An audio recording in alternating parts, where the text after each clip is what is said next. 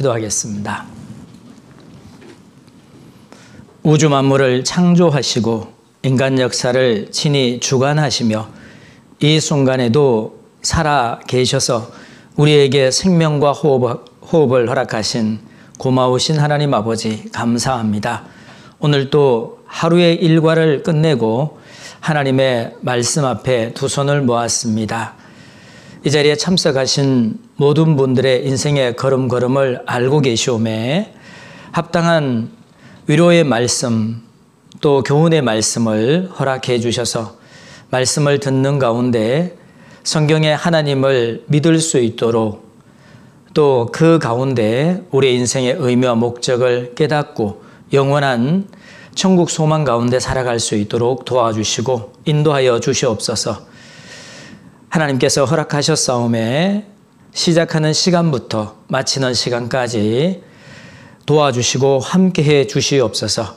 우리를 언제나 사랑하시는 예수님 이름으로 감사하며 기도드리옵나이다. 아멘.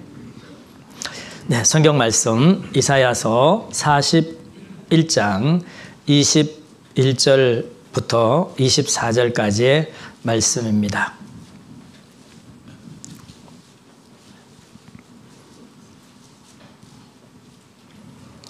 이사야서 41장 21절 가로성경에는 천공 16쪽입니다.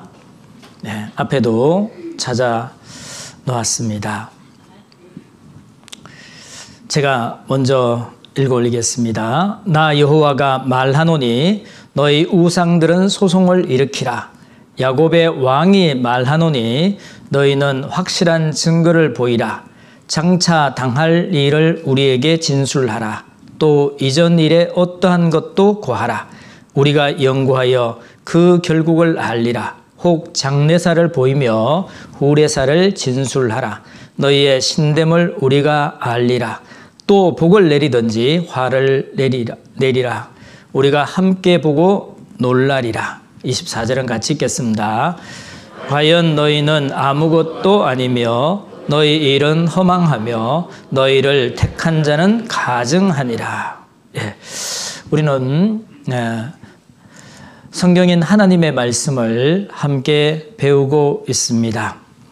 하나님께서 너희는 여호와의 말씀을 자세히 읽어보라 라고 말씀하고 계십니다.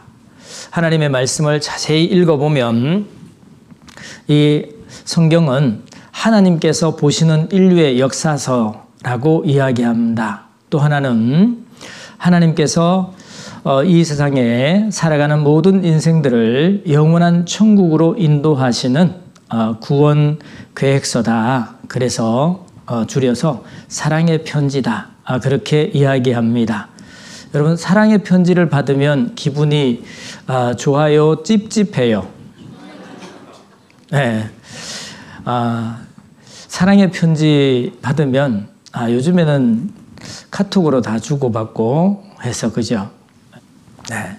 하나님께서 우리 인생을 사랑하신다고 사랑의 편지를 보냈습니다. 그럼에도 불구하고 우리가 알지 못함으로 지금까지 읽어보지 못했어요. 그래서 이번 기회에 우리가 함께 배우고 있는 겁니다. 너무나 가슴 설레는 그런 말씀입니다. 사실은 너무 방대하다 보니까 여러 가지 이해하기 어려운 것도 있고 그런 것 같은데 사실은 하나님께서 우리를 사랑하신다고 이야기를 하고 있습니다. 오늘 이 본문의 말씀도요. 이렇게 시작을 하죠. 나 여호와가 말하노니 너희 우상들은 소송을 일으키라. 야곱의 왕이 말하노니 너희는 확실한 증거를 보이라. 여러분, 여기에서 소송이라는 단어가 나옵니다. 이것은 이 법률상 용어인데요. 예, 이 옳고 그름을 재판장에게 재판을 해달라고 올리는 그런 절차를 소송이라고 이야기합니다. 재판에서 제일 중요한 것이 뭘까요? 네, 목소리 크면 이긴가요? 아니죠. 네, 재판에서 가장 중요한 것은 확실한 증거입니다. 그렇죠. 예. 그래서 확실한 증거를 보이라 라고 이야기를 하고 있습니다. 그리고 하나님께서는 이야기합니다. 뭐라고 이야기하냐면 장차 당할 일을 우리에게 진술하라. 또 이전 일에 어떠한 것도 구하라. 예, 확실한 증거가 뭐냐? 장차 당할 일과 이전 일입니다. 그리고 또 이야기하시기를 하나님께서 이 복을 내리든지 화를 내리라 라고 이야기를 합니다. 과연 하나님께서는 왜 피조물인 우상은 사실은 하나님 이외에 이 세상의 인생들이 섬기고 있는 유무형의 모든 것을 우상이라고 이야기합니다. 우리가 꼭 이렇게 깎아놓고 절을 하는 것 외에 각 사람의 마음속에 하나님보다 더 섬기고 있는 모든 것을 우상이라고 이야기를 합니다. 그런데 그 허망한 우상에게 소송을 일으키라고 이야기하냐? 한번 생각을 해보면요. 이거는 너무 어처구니 없는 일입니다. 우주 만물을 창조하신 창조주 하나님께서 정말 허망한 우상들에게 소송을 일으키라고 한번 재판을 해보자고 이렇게 하시는 이유가 뭐냐? 그 이유가 따로 있습니다. 그래서 24절에 보면 이렇게 이야기하죠. 과연 너희는 아무것도 아니며 너희 일은 허망하며 너희를 택한 자는 가증하니라.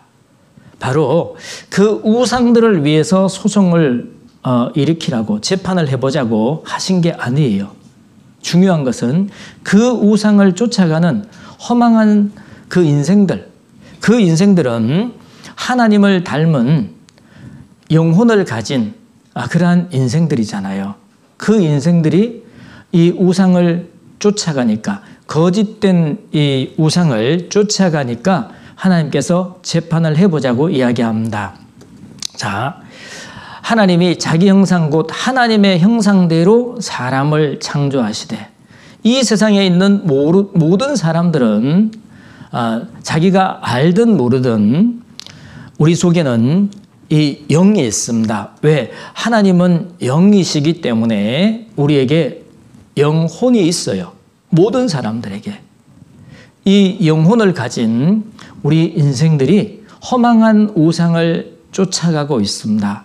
그러니까 하나님께서 너무 이 마음이 안타까운 거예요. 우리 자녀들 중에서요, 만약에 이 거짓된 그런 그 종교를 쫓아간다든지 아니면 거짓된 그런 속임수에 꿰어서 이 다단계에 빠져든다든지 그렇게 하면 부모가 속 타죠. 제가 파주에 있을 때요, 거기에 거짓된 종교에 꿰임에 넘어가는 사람들이 많이 있었어요. 파주 일산 쪽에. 근데 거기에 부모들이요, 그 교회당 앞에 와서 막 데모를 하고 나중에는 정말 소송을 하기도 하고 그랬습니다. 너무 안타까우니까. 하물며 우리의 육신의 부모도 그토록 자기의 자녀를 아끼는데 우주 만물을 창조하신 창조주 하나님, 모든 것을 알고 계신 그 하나님께서 가만히 있겠냐 이 말입니다. 그래서 하나님께서 소송을 일으키라 라고 이야기를 하고 있습니다. 자, 이 우상이라는 것은 하나님 이외에 인위적으로 의미를 부여하여 의지하는 대상, 유무형의 모든 대상입니다. 우리가 알고 있는 이런 부적이라든가 보살이라든가 무속신앙이라든가 그리고 이 불교라든가 천주교도 그렇고요. 그리고 가장 가짜가 많은 게 기독교예요. 알고 계시죠? 그리고 여러 가지 이 무신론에 빠져서 살아가는 사람들이 있습니다. 나는 아무 종교도 없어 라고 생각하는 사람도 사실은 믿고 있습니다. 무엇을 믿죠? 어떤 사람은 주목을 믿기도 하고, 어떤 사람은 돈을 믿기도 하고, 어떤 사람은 자기의 이 지식을 믿기도 하고, 어떤 사람은 자기의 재물을 믿기도 합니다. 그것이 사실은 의지할 대상이 못 된다는 겁니다. 그래서 무지하고 연약한 인생들이 삶의 고뇌를 초자연적인 절대자의 힘을 의지하여 해결하려는 신앙, 이런 신앙.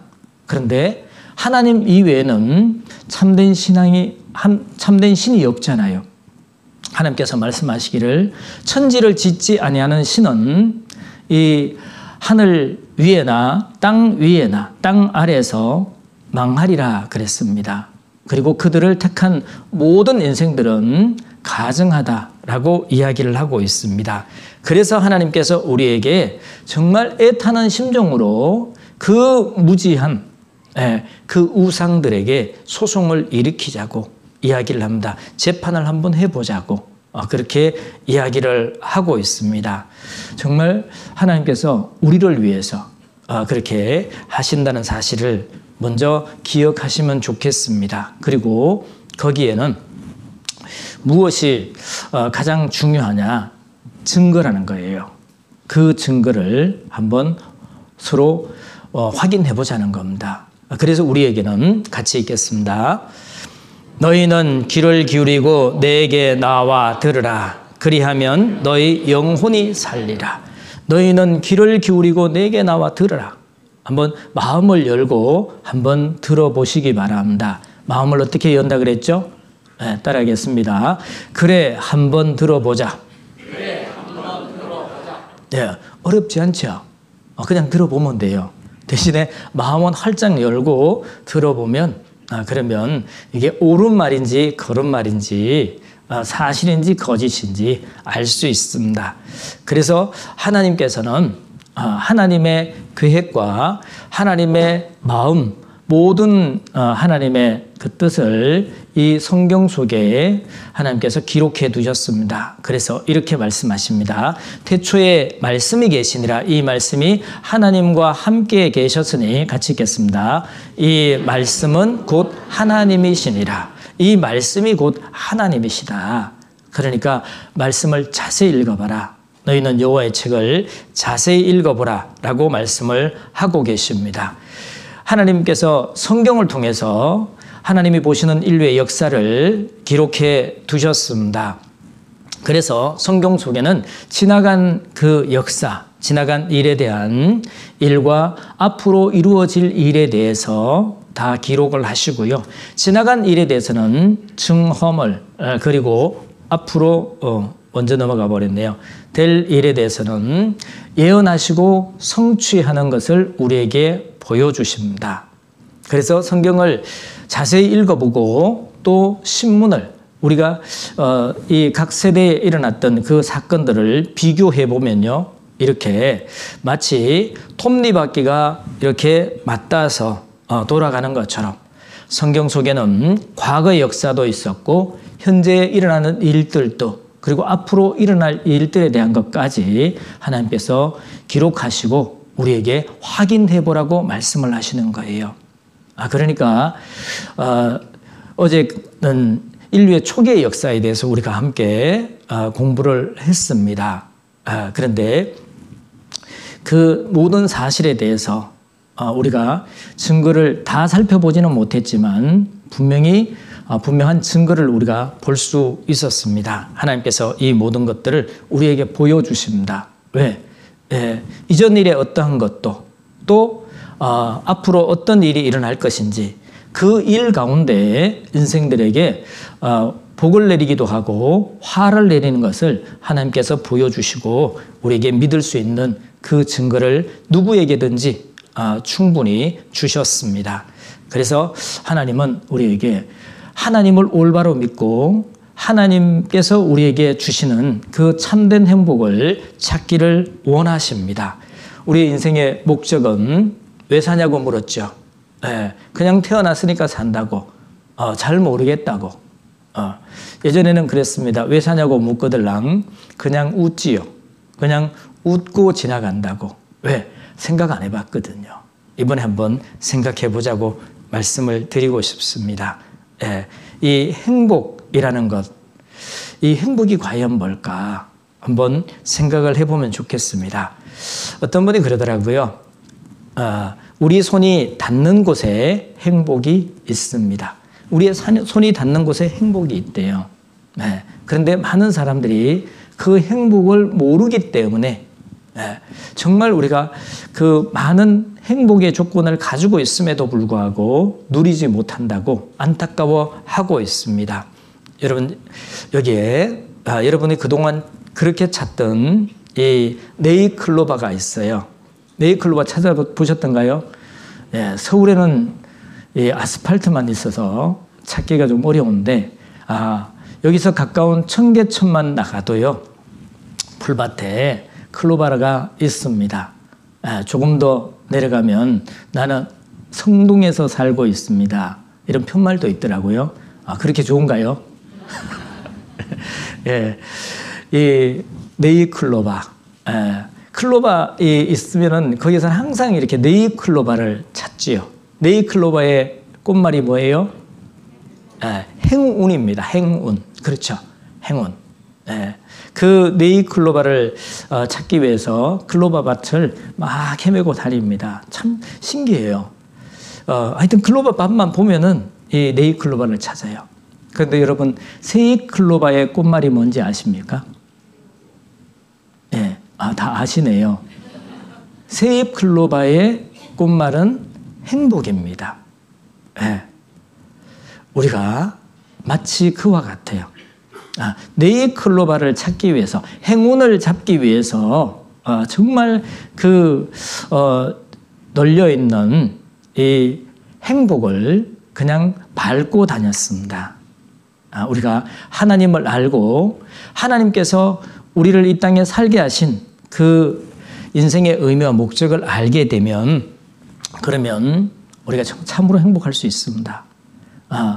우리가 가진 것이 적어서 또 많이 배우지 못해서 내가 좀 다른 사람보다가 덜 생겨서 이렇게 불행하냐, 그건 아닙니다. 그래서 저는 이제 비록 이렇게 생겼지만 이젠 자신 있게 당당하게 삽니다. 어쩔 거예요. 그런데 참 행복하더라고요. 그렇게 사니까. 오늘 또 전철을 타고 오면서 많은 사람들을 봤습니다. 오늘 특별히 수능 전날이라서 많은 사람들이 지하철을 이렇게 왕래하는데 참 이렇게 보고 마음이 짠하기도 하고 안타깝기도 하고, 그리고 하나님을 만나고 이렇게 살아가는 것이 너무 감사가 됐습니다. 자, 우리가 잘 알고 있는 한 분을 소개 올리겠습니다. 이분 아시죠?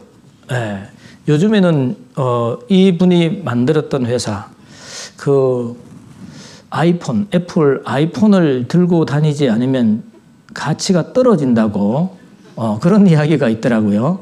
저도 갤럭시 쓰고 있는데 생각 중에 있어요. 그래야 될까? 이분이요, 미혼모의 아들로 태어나서 입양을 갔습니다. 그리고 드라마보다 더 극적인 그 삶을 살았던 스티븐 잡스입니다. 이분이 암 선고를 받았습니다. 그리고 죽음 앞에서도 정말 강력한 메시지를 남겼다라고 이야기를 합니다. 죽음을 앞두고.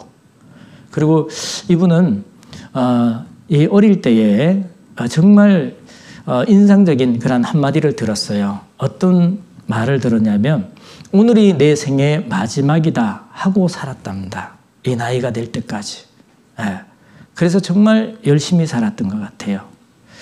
참 교훈이 되는 것 같습니다. 그래서 곧 죽을 거란 사실을 기억하는 것은 인생에서 커다란 선택을 내리는데 도움을 주는 가장 중요한 도구입니다. 곧 죽을 거라는, 죽음이죠. 죽음을 생각하는 것은 인생에서 커다란 선택을 내리는데 도움을 주는 가장 중요한 도구입니다. 사실은 우리가 하나님의 말씀인 성경을 배우는 가운데 성경이 사실이면 그동안에 우리 마음에 품고 있던 모든 그 우상들을 다 내려놓고요, 하나님을 선택하는 게 맞아요.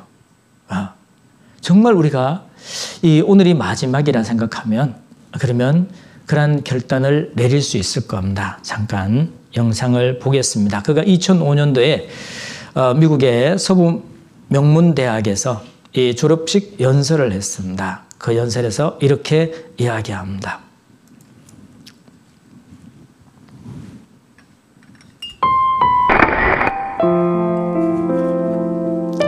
When I was 17, I read a quote that went something like, "If you live each day as if it was your last, someday you'll most certainly be right."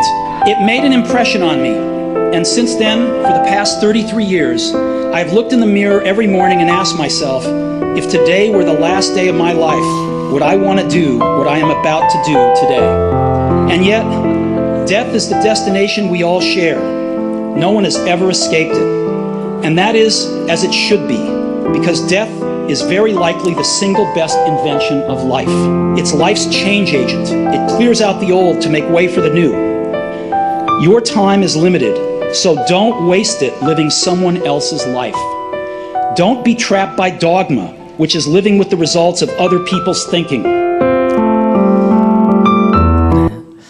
참 짧은 인생이라면 짧은 인생을 살다 갔습니다. 그런데 한번 생각을 해봤어요. 만약에 그때부터 17살 때부터 지금까지 매일매일을 삶의 마지막 순간이라고 생각하고 살았으면 과연 그게 짧은 인생이었을까? 그렇지만은 않았을 것 같아요. 정말 중요한 것을 했을 것 같습니다. 우리에게 남은 생이 얼마나 될지 모르지만 정말 오늘 하루가 내 인생의 마지막이라 생각하시고 이번 성경 강연회가 내 생애의 마지막 성경 강연회다 그렇게 생각하시고 들으시면 더 잘 들을 수 있습니다. 왜냐하면 많은 사람들이 사실은 여러 번 성경 강연회를 들었는데도 불구하고 정말 하나님이 계시는지 천국이 있는지 지옥이 있는지 그리고 내가 오늘이라도 죽으면 영원한 천국에 갈 수 있는지 없는지 막연하게 교회를 다니고 있는 분들이 참 많습니다. 우리가 하나님의 사랑을 알고 믿었노니 그랬거든요. 내가 이것을 너희에게 쓴 것은 너희에게 영생이 있음을 알게 하려 함이니라. 영원한 생명이 있다는 사실을 알 수 있도록 해 주셨습니다. 저도 함께 이렇게 신앙생활하고 있는 우리 형제 자매님들, 물론 새로 오신 분들도 마찬가지입니다.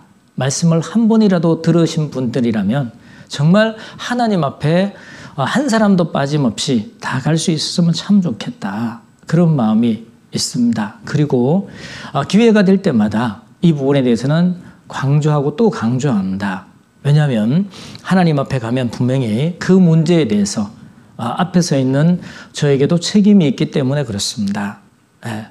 너희가 돌아보아 하나님의 은혜에서 떨어지는 자가 있는가 두려워하고 그랬거든요. 우리 가운데 하나님의 은혜에서 떨어지는 자가 있을 수 있습니다. 내 자신이 그 은혜에 떨어질 수 있습니다. 그런데 정말 확실한 믿음이 없으신 분들은요, 자기의 믿음에 대해서 깊이 생각을 안 합니다. 그래서 고린도 후서 13장 5절에 말씀하시기를 너희가 믿음이 있는가 너희 자신을 시험하고 너희 자신을 확증하라 라고 말씀하시죠. 그 고린도 후서는 교회에 다니지 않는 사람에게 보낸 편지가 아니에요. 고린도 교회에 출석하는 사람들에게 보낸 거예요. 너희가 믿음이 있는가 너희 자신을 시험하고 너희 자신을 확증하라.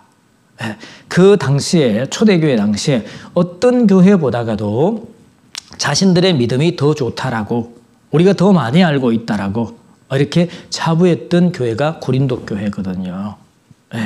우리도 역시 그럴 수 있습니다. 그래서 이번 말씀 들으실 때 정말 마지막이다 이렇게 생각하고 들으시면 참 좋겠다.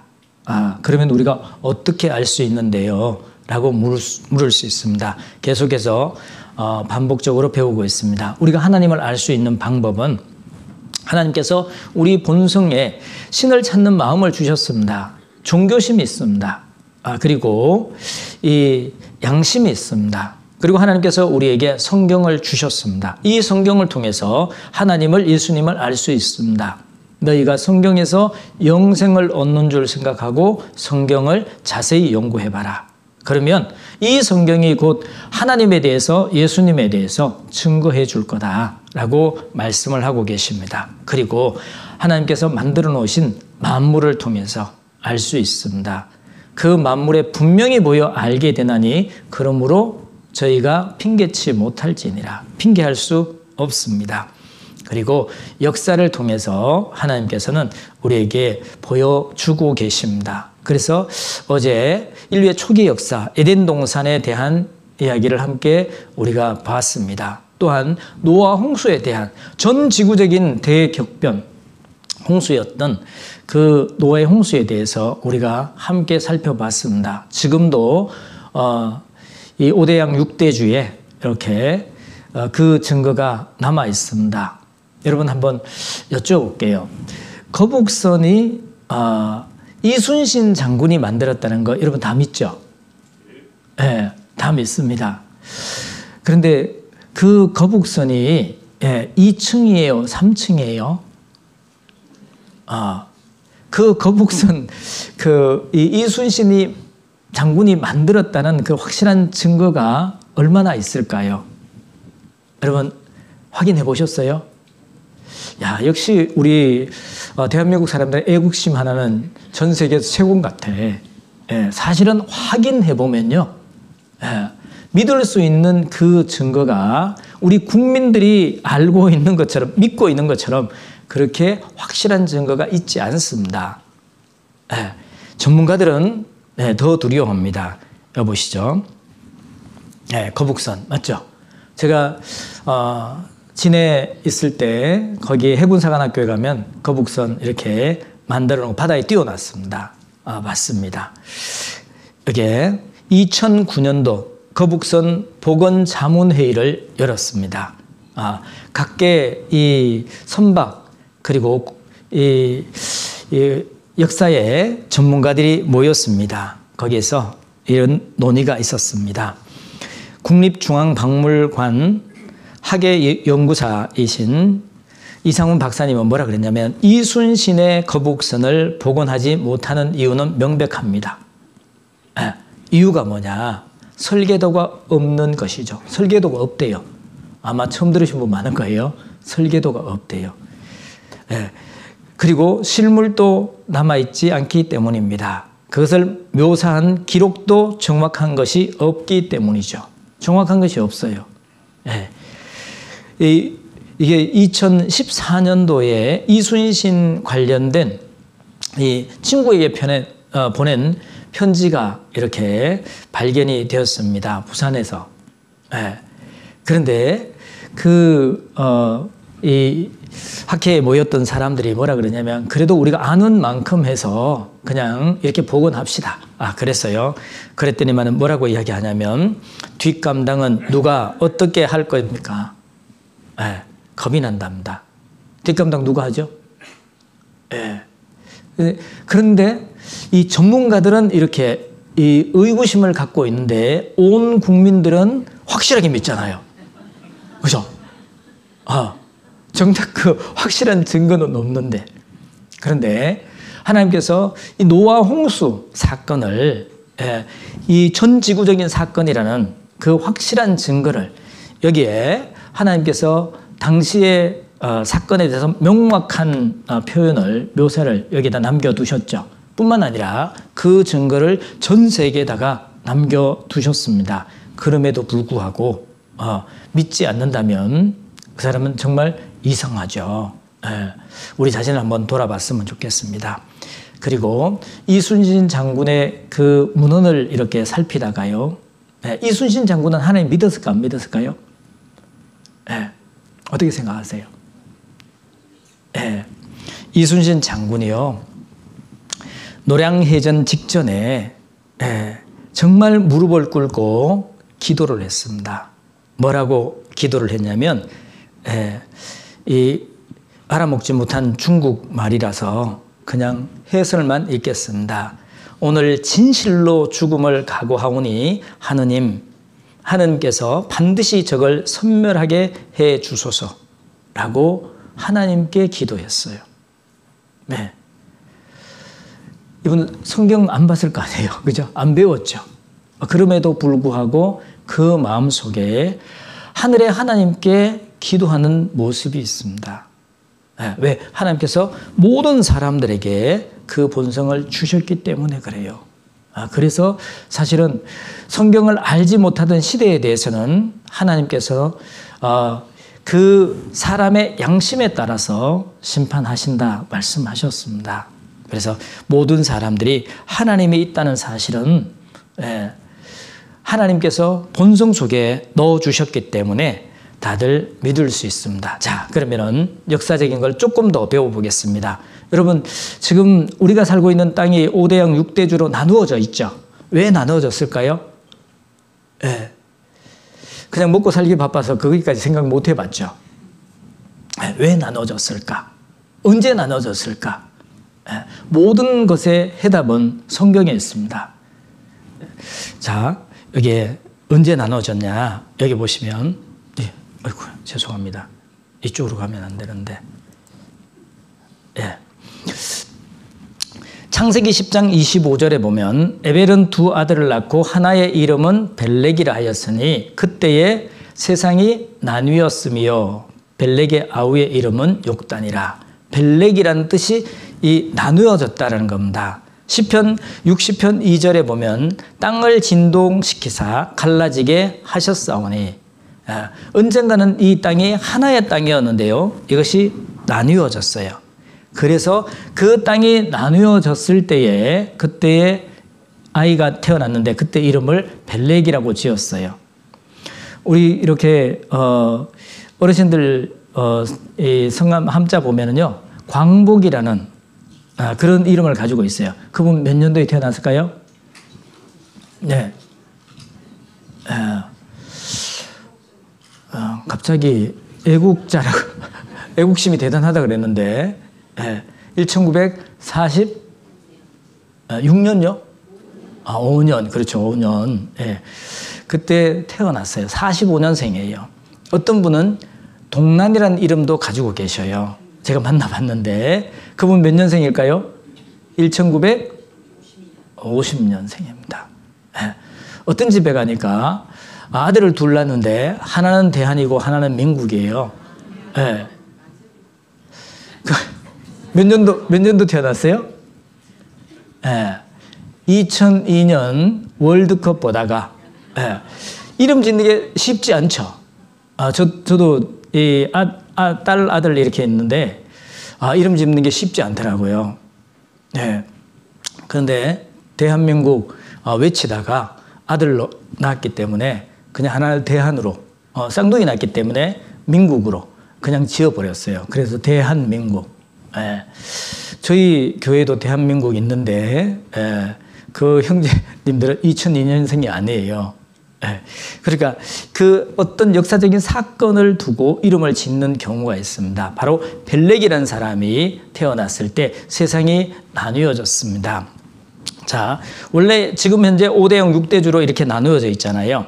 그런데 이것이 원래는 하나의 대륙이었어요. 하나의 땅이었습니다. 이것이 벨렉이 태어나던 해에 이렇게 나뉘어진 거예요. 이렇게 나뉘어졌습니다. 그래서 지금 현재 5대양 6대주로 이렇게 갈라져 있는 겁니다. 이 사실을 그동안에 몰랐습니다. 그런데 1910년도 이 독일의 기상학자이자 탐험가였던 이 베게너라는 사람, 뭘로요? 베게너라고. 아직 초등인데 잠자지 말고 베게너라는 사람이에요. 베게너라는 사람이 탐험가였기 때문에 여행을 많이 다녔습니다. 다니다 보니까 정말 신기한 걸 발견했어요. 해안이 이쪽 대륙과 저쪽 대륙의 해안선이 거의 비슷한 것 같아요. 참 유심히 관찰했죠. 이 전 지구의 이 해안선이 같거든요. 이것이 한 덩어리였다. 땅이 한 덩어리였다고 주장을 했습니다. 그런데 그때는 받아들여지지 않았어요. 그 이후에 연구한 결과, 지질학자들이 연구한 결과 정말 이 한 대륙이었다는 것을 나중에 받아들이게 되었습니다. 그분이 돌아가시고 난 다음에 누가요? 베게너라는 사람이 돌아가신 다음에 이것이 받아들여졌습니다. 이렇게 해안선이 맞닿습니다. 이렇게 아프리카하고 아메리카 대륙을 이렇게 맞추면요, 200m 밑에까지 맞추면 이렇게 맞습니다. 더 밑으로 내려가면 더 잘 맞아요. 이것을 판게아라고 이야기를 합니다. 자, 우리 바로 옆에 있는 일본. 일본도 사실은 한반도에서 떨어져 나갔어요. 그러니까 사실은 우리하고 일본 그런 사이가 아니에요, 사실은. 그러면 안 되는 사이예요. 땅도 나눠줬고요. 많은 그 문물도 그리고 우리가 이 생활하고 있는 이 생활에 필요한 것들도 다 나눠줬어요. 그런데 은혜를 모르고 이러면 안 되는데 생각이 듭니다. 그러니까 우리가 살고 있는 이 땅 5대양 6대주도 사실은 언젠가는 이렇게 나눠진 때가 있었다. 그때가 바로 이 벨렉이라는 사람이 태어났을 때. 그래서 사실은 성경의 모든 것에 답이 있습니다. 그러면 우리가 사용하고 있는 언어는 어떨까요? 언어. 외국 여행하다 보면 저도 많이 가보진 않았는데 이 곤란할 때가 참 많죠. 가기 전에 꼭 알고 가야 될 게 있어요. 뭘 알아야 될까요? 인사. 인사는 그냥 표정으로도 인사돼요. 그냥 표정으로 돼요. 웃기만 해도 되거든요. 어떤 말을 알고 가야 될까? 제가 가보니까요, 꼭 알고 가야 될 그런 단어가 있어요. 그 말이 있어요. 다른 건 몰라도요, 화장실이 어디냐고는 알고 가야 되겠더라고. 야, 이거 바디랭귀지를 한번 해보셔요. 정말 진땀을 뺐습니다, 제가. 중국 갔을 때 화장실이 어디냐고. 그래서 정말 진땀을 빼면서 그렇게 통했어요. 따라오라 그러더라고요. 갔습니다. 갔는데 와, 이거는 그냥 저기 다 보고 그냥 다 보고. 거기는 참 터놓고 살더라고요. 참 곤란했는데 화장실이 어딘지는 배우고 가야 돼요. 요즘 더 답답하죠. 손주들이 그 미국에서 태어났습니다. 외국에서 태어났어요. 그런데 모처럼 이제 할머니라고 찾아왔는데 손주가 이야기하는데 하나도 못 알아듣겠죠. 숄라숄라 그러는데 무슨 말인지 하나도 못 알아듣겠잖아요. 이렇게 답답할 때가. 그럼 이 언어는 언제 나누어졌는가? 이 언어는요, 바벨탑 사건이 있습니다. 어제는 창세기 9장까지 배웠습니다. 창세기 10장에 보면 노아 후손들의 족보가 또 나옵니다. 족보가 5장에는 아담의 족보가 나오고요. 10장에는 노아 후손의 족보가 나옵니다. 그리고 그 다음에 바벨탑 그 이야기가 나옵니다. 이 사건이 나오는데요. 이 방주에서 나온 노아 아들들은 셈과 함과 야벳이며 노아의 이 세 아들로조차 백성이 온 땅에 퍼진지라. 그 다음 같이 읽겠습니다. 홍수 후에 이들에게서 땅의 열국 백성이 나뉘었더라. 홍수 후에 이들에게서 땅의 열국 백성이 나뉘었더라. 그래서 사실은 우리의 직접적인 조상은 노아입니다.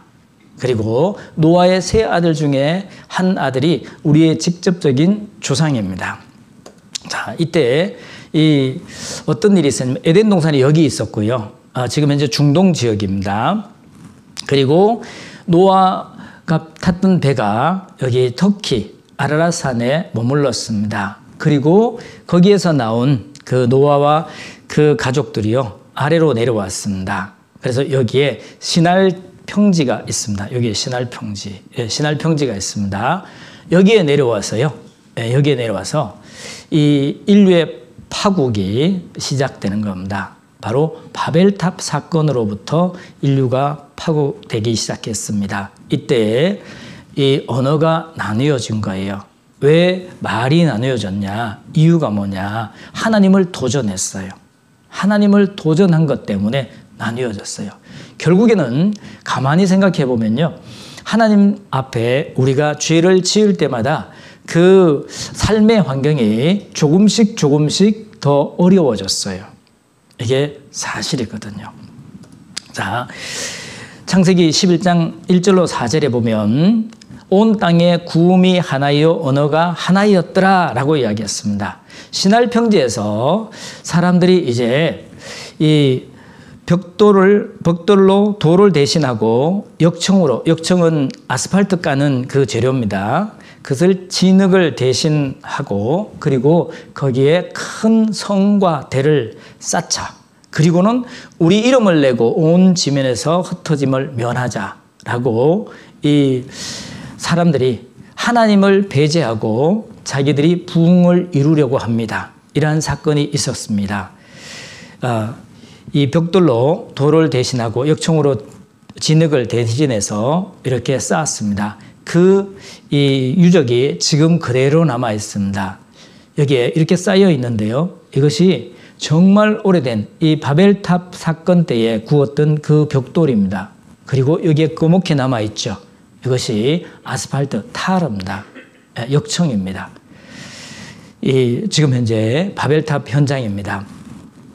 하나님을 정면으로 도전한 사건이 있는데요. 하나님께서는 창세기 1장 28절에 사람을 만들고 그들에게 복을 주시며 그들에게 이르시되 생육하고 번성하여 땅에 충만하라 그랬어요. 땅에 충만하게 살아라 라고 이야기했습니다. 노아 홍수 이후에도 하나님께서 창세기 9장에 보면 너희는 생육하고 번성하여 땅에 편만하여, 편만이 뭐죠? 넓게 퍼져서 그 중에 번성하라 라고 말씀을 하셨습니다. 그런데 이때 사람들이 어떻게 했냐? 성과 대를 높이 쌓아서 우리가 흩어짐을 면하자 그랬어요. 우리가 이제는 모여서 살자라고 이야기를 했습니다. 하나님은 어떻게 살으라고요? 넓게 퍼져서 편만하게 살아라. 그런데 사람은 하나님의 그 계획을 정면 도전해서요. 우리가 흩어지지 말고 모여서 살자. 그래서 하나님께서 그들의 언어를 혼잡게 했습니다. 그래서 서로 알아듣지 못하게 하자 그들이 온 지면에 흩어졌습니다. 바벨이라는 뜻이 혼잡게 하다라는 뜻을 가지고 있습니다. 혼잡게 하다. 그래서 지금 우리가 이렇게 고생을 하는 거예요. 영어도 저 물 건너와서 고생을 하고 있고요. 우리도 고생을 하고 있습니다. 왜? 바벨탑 사건 때문에 그렇습니다. 자, 그 아들들이 함과 셈과 야벳입니다. 노아의 아들들이. 그리고 그때에 이 언어가 나눠질 때 서로가 말을 알아듣지 못했습니다. 그것 말고 망치 가져와라. 그러니까 뭐 내가 망치고 있다고? 알아듣지 뭐라고들 하는 거야. 에이 모르겠다. 그냥 흩어지자 라고 이야기를 하고 있습니다. 그래서 사실은 말이 통하지 않는 사람과는 살기 어렵죠. 우리가 부부 사이에도요. 왜 많이 다투냐. 통하지 않아서. 정말 답답해요. 네, 통하지 않아서 갈등이 깊어지잖아요. 근데 기억하십시오. 하나님께서 처음부터 남자와 여자는요. 다르게 만들었어요. 사용하는 언어도 다르고요. 말은 똑같이 말하고 있는데 그 말 속에 들어있는 깊은 의미는 달라요. 그러니까 그 말을 액면 그대로 그냥 받아들이려고 하니까 자기 언어대로 받아들이려고 하니까 문제가 생긴 거예요. 이해하시기 바랍니다. 이제는 통하지 않을 때는 통하지 않는 것이 아니라 내가 말을 못 알아듣고 있는 거예요. 아시겠죠? 그러니까 너무 미워하지 마시고 그러니까 저 사람은 진심으로 나를 사랑하고 있구나. 못 알아들 때는 그냥 그렇게 생각하세요. 네, 그러면 통해요. 자, 아무튼 그래서 말이 통하지 않아서 이렇게 이 셈은 동쪽으로 흩어져서 동쪽으로 더 나가서 이 아메리카 미국 대륙까지 갔습니다. 그리고 함은 이 남쪽으로 내려갔습니다. 그래서 흑인이 되었어요. 그리고 야벳은 이 북쪽으로 올라갔습니다. 거기에 유럽으로 백인족이 되었죠. 그래서 사실은 인종은 이 피부 색깔은요 그 살고 있는 환경에 따라서 피부 색깔이 변한 거예요. 예. 그래서 우리 교회에 지금 선교사님들이 나가 계신 분들이 많거든요. 170여 명 가까이 되는데, 저기 멕시코에 가 사신 분들은 멕시코인 같아. 한참 되면은. 네. 그리고 저 러시아 쪽에 가 사신 분들은 러시아 같고, 러시아인 같아요. 동남아에 가 계신 분들은 꼭 그쪽 사람 같아요. 참 신기하더라고요. 그 들어와서 몇 년 이렇게 또 같이 있으면 또 한국 사람 같아요. 그거 보고, 야, 충분히 이렇게 되겠다. 이해가 됐습니다. 그래서 다양한 민족, 다양한 나라가, 다양한 인종, 문화, 종교가 나오게 되었습니다. 구음이 하나였습니다. 언어가 하나였습니다. 온 땅의 구음이 하나요, 언어가 하나였더라 그랬죠. 예. 한 족속이요, 언어도 하나이므로 그랬어요. 그래서 하나님께서 흩어버렸거든요. 예.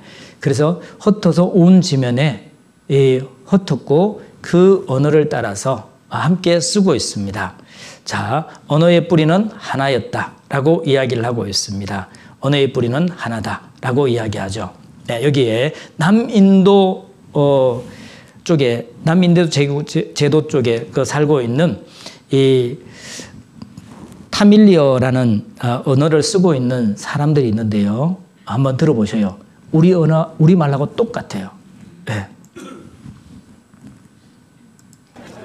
사원을 찾은 남인도 가족의 대화에서 흘러나온 낯익은 소리.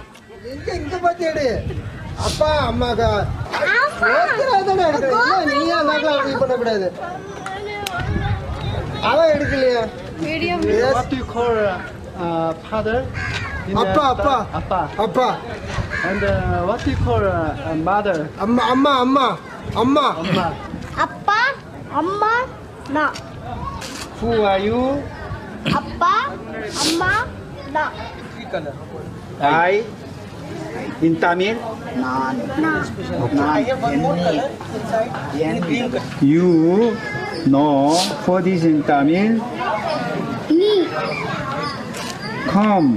What is in Tamil? Va. See. What is in Tamil? Ta. Country. 나라. What is in Tamil? Nadu. 명사는 물론 동사도 우리말과 비슷하다. 남인조 드라비다족의 공용어인 타밀어에는 이처럼 우리말과 같은 어휘가 무려 1,300여 개. 언어학상으로 같은 어족이 아니면 동사가 같은 경우는 거의 없다고 하는데 우리말과 비슷한 동사까지 있다. 손성태 교수는 대학에서 역사를 전공하는 멕시코 학생들을 상대로 한국과 멕시코에서 나타나는 문화의 유사성에 대해 강의를 했다. 특히 언어학자인 그는 멕시코 원주민의 말과 우리말에서 나타나는 발음의 유사성에 관심을 가졌고, 그런데 우리말과 멕시코 원주민의 말이 어떻게 비슷할 수 있는 것인가? 닭이려,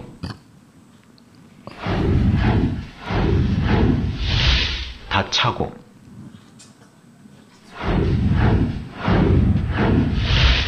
다 좋다.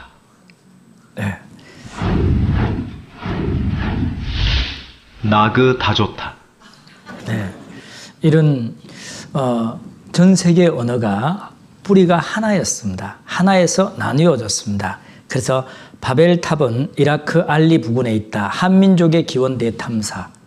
그래서 사실은 우리가 언어학상으로 우랄 알타이어족에 속합니다. 하나였기 때문에 그렇습니다. 정말 하나님께서 지금 현재 우리가 살고 있는 이 모든 환경에 그 근본 원인은 성경에 그 답이 있습니다. 하나님께서 우리에게 이것을 보여주고 계십니다. 자, 하나님께서 이렇게 모든 것들을 역사 가운데서 보여주시는 그 공통점이 있습니다. 하나님이 어떻게 이 세상을 다스려 가시냐. 네, 바로 같이 읽겠습니다. 의와 공의가 주의 보호자의 기초라. 인자함과 진실함이 주를 앞서 행하나이다. 의와 공의. 의는 사랑입니다.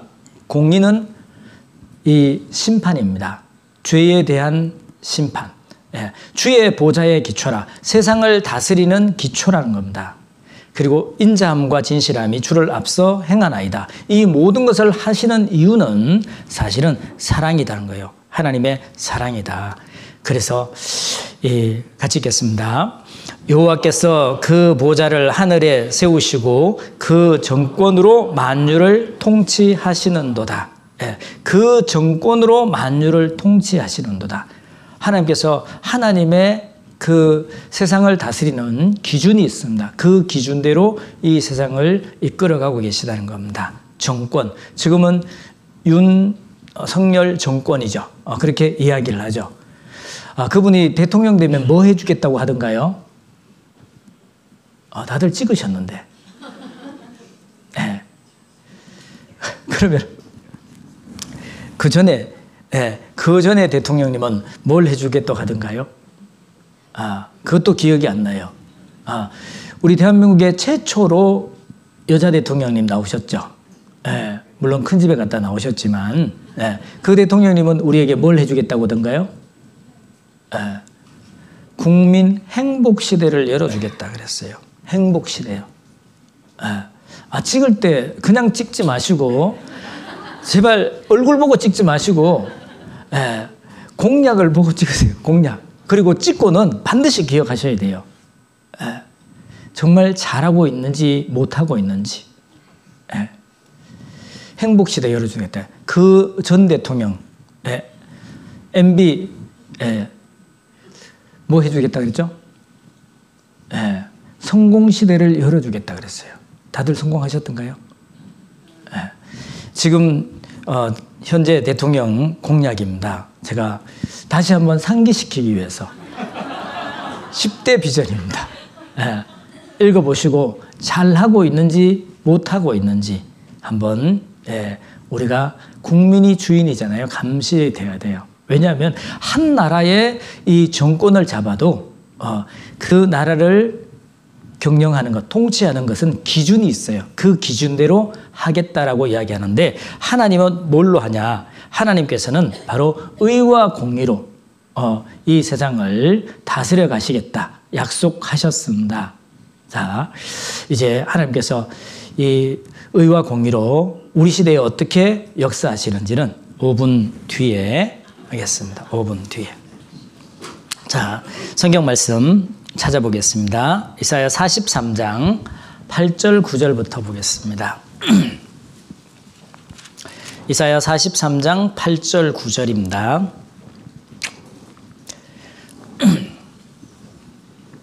천공 19조 이사야 43장 8절 9절 말씀입니다. 제가 먼저 읽겠습니다. 눈이 있어도 소경이요 귀가 있어도 기먹어린 백성을 이끌어내라. 열방은 모였으며 민족들이 회집하였은들. 같이 읽겠습니다. 그들 중에 누가 능히 이 일을 구하며 이전 일을 우리에게 보이겠느냐. 그들로 증인을 세워서 자기의 옳음을 나타내어 듣는 자들로 옳다 말하게 하라. 자, 이제 남은 시간 동안 하나님의 증인인 이스라엘에 대해서 우리가 한번 배울 건데요. 이스라엘은 지금 담임 목사님께서도 말씀하셨지만 뉴스 일면 탑 기사로 이렇게 매번 다루고 있습니다. 하마스와 이스라엘의 전쟁. 한번 생각을 해봤습니다. 우리 시대에 이제는 드러내놓고 이스라엘이 전 세계에 알리고 있습니다. 그 자기들의 존재감을. 정말 하나님의 그 예언하신 마지막 때가 무르익었다. 이렇게 이야기할 수 있습니다. 성경에는 지금부터 3,500년 전에 이스라엘의 역사에 대해서 기록을 해두시고요. 그리고 이 말년에 이 세상 끝날에 그들이 지금 현재처럼 그렇게 전 세계에 자기들의 존재감을 드러내고 후에는요 전 세계를 강력하게 지배하는 그런 날이 올 거라고 이야기를 하고 있습니다. 과연 그 민족은 언제 시작이 되었으며 왜 하나님께서 세우셨냐? 그 이유를 여기에서 밝히고 있습니다. 중동의 그 복잡한 문제, 세계 정세에 대해서는요, 사실은 성경을 내려놓고는 아무것도 풀리지 않습니다. 성경에서 그 해답을 찾아야 됩니다. 자, 하나님께서 특별히 이스라엘 민족을 선택하시고요, 증인으로 세우십니다. 왜 세우셨냐? 여기 보시면 눈이 있어도 소경이요 귀가 있어도 기머거린 백성을 이끌어내라. 눈이 있습니다. 보기는 봅니다. 그런데 깨닫지 못하는 거예요. 네, 눈이 있는데 소경이에요. 귀가 있는데 기머거리예요. 듣는데 깨닫지 못합니다. 하나님께서 우주 만물을 창조하시고 우리 곁에 그 대소식물들과 생물들과 그 식물들을 하나님께서 주셨습니다. 보고 깨달으라고. 하나님이 계시다는 것을. 그러나 깨닫지 못합니다. 하나님의 존재조차도 알지 못합니다. 뿐만 아니라 하나님께서는 그 인류의 역사 시작부터 지금까지 있었던 모든 일들에 대해서 입을 통해서 구전으로 계속해서 이야기하고 있습니다. 그런데 깨닫지 못합니다. 그래서 하나님께서 급기야 이 9절에 보면 열방은 모였으며 민족들이 회집하였은들, 열방을 모았습니다. 모든 민족을 다 집합을 시켰습니다. 그들 중에 누가 능히 이 일을 고하며 이전 일을 우리에게 보이겠느냐. 그들 민족 가운데서 어떤 민족이 이렇게 행한 민족이 있겠냐라고 우리에게 반문합니다. 그리고는 말씀하시기를 그들로 증인을 세워서 자기의 옳음을 나타내어 듣는 자들로 옳다 말하게 하라. 여러분, 우리가 같이 듣고 있습니다. 이스라엘 역사를 배우면 사실은 모든 사람들이 하나님의 말씀인 성경이 사람이 기록할 수 없다는 것 인정합니다. 참 신기하다. 더 넘어서는요, 사실은 성경을 연구하고 역사를 연구해 보면 두렵습니다. 두렵기까지 합니다. 정말 소름이 끼칠 정도로 정확하게 일치합니다. 자, 그래서 하나님께서 이스라엘 민족을 선택하셨습니다. 통치의 수레바퀴는, 하나님의 통치의 수레바퀴는 사랑과 공입니다. 하나님께서 이 두 수레바퀴가 그렇게 돌아가고 있습니다. 에덴 동산에서 그 죄를 짓자 하나님께서는 그들에게 벌을 내렸습니다. 노아 홍수 사건도 역시 마찬가지입니다. 이제 이스라엘에게 하나님께서 어떠한 약속을 하시고 그 약속 가운데 이 복과 저주를 어떻게 내리시는지 우리가 볼 수 있을 겁니다. 그리고 온 세상 사람들에게 또 경고를 내리고 계십니다. 이것을 통해서 우리가 하나님의 증인인 이스라엘이 지금 어떻게 이런 전 세계를 호령하고 있는지, 사실은 얼마 전에 뉴스에 보니까요, 미국과 유엔에서 중재에 나섰습니다. 이제 화해하고 휴전을 하라고. 그런데 이스라엘에서 뭐라고 하죠? 우리는 결코 그렇게 할 수 없다. 여러분, 이스라엘의 나라가 어느 정도 큰지 아십니까? 우리 남한 땅덩어리만 하면 큰 거예요, 적은 거예요? 우리나라도 적다고 그래요. 적다고. 적기는 적더라고요. 제가 중국 가보니까 적대요. 그러니까 우리나라 소국이라 그랬죠, 옛날에. 베이징에서 시속 350km, 400km 달리는 이 고속 열차를 타고요. 3시간 반을 달렸습니다. 몇 킬로 간 거예요?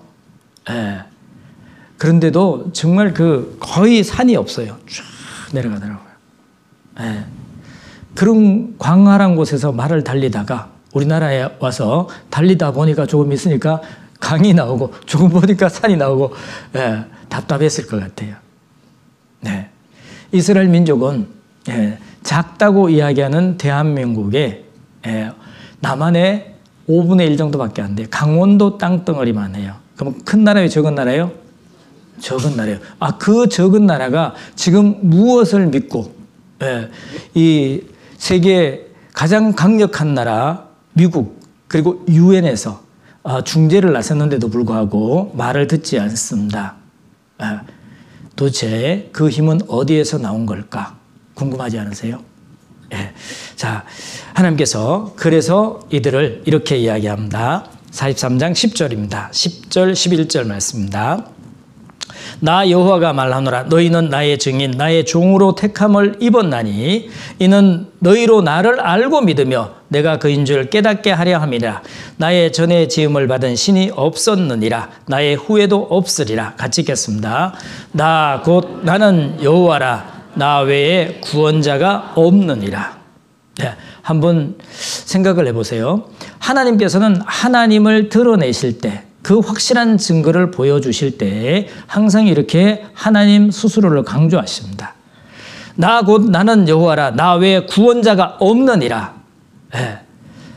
나 곧 나는 여호와라.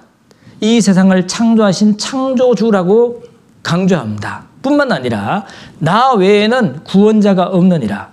우리를 이 영원한 진노와 멸망 가운데서 건져낼 수 있는 그 구원자는 하나님밖에 없다라고 말씀을 하고 계십니다. 그래서 사실은 이 이스라엘의 역사는 창세기 12장부터 이 요한계시록까지 이스라엘을 중심으로 한 역사라고 해도 과언이 아닙니다. 그래서 성경은 이스라엘 역사를 빼버리면 이 성경이 풀리지 않습니다. 오늘날의 많은 이제 교단에서 그것을 인식하고 함께 가르치고 있습니다. 다행입니다. 왜 그런가 하면 사실은 하나님께서 이렇게 선택을 했지만 그들이 하나님의 말씀에 불순종함으로 인해서 그 민족이 없어졌습니다. 그 나라가 없어졌습니다. 언제? 지금부터 2600년 전에 나라가 없어져 버렸습니다.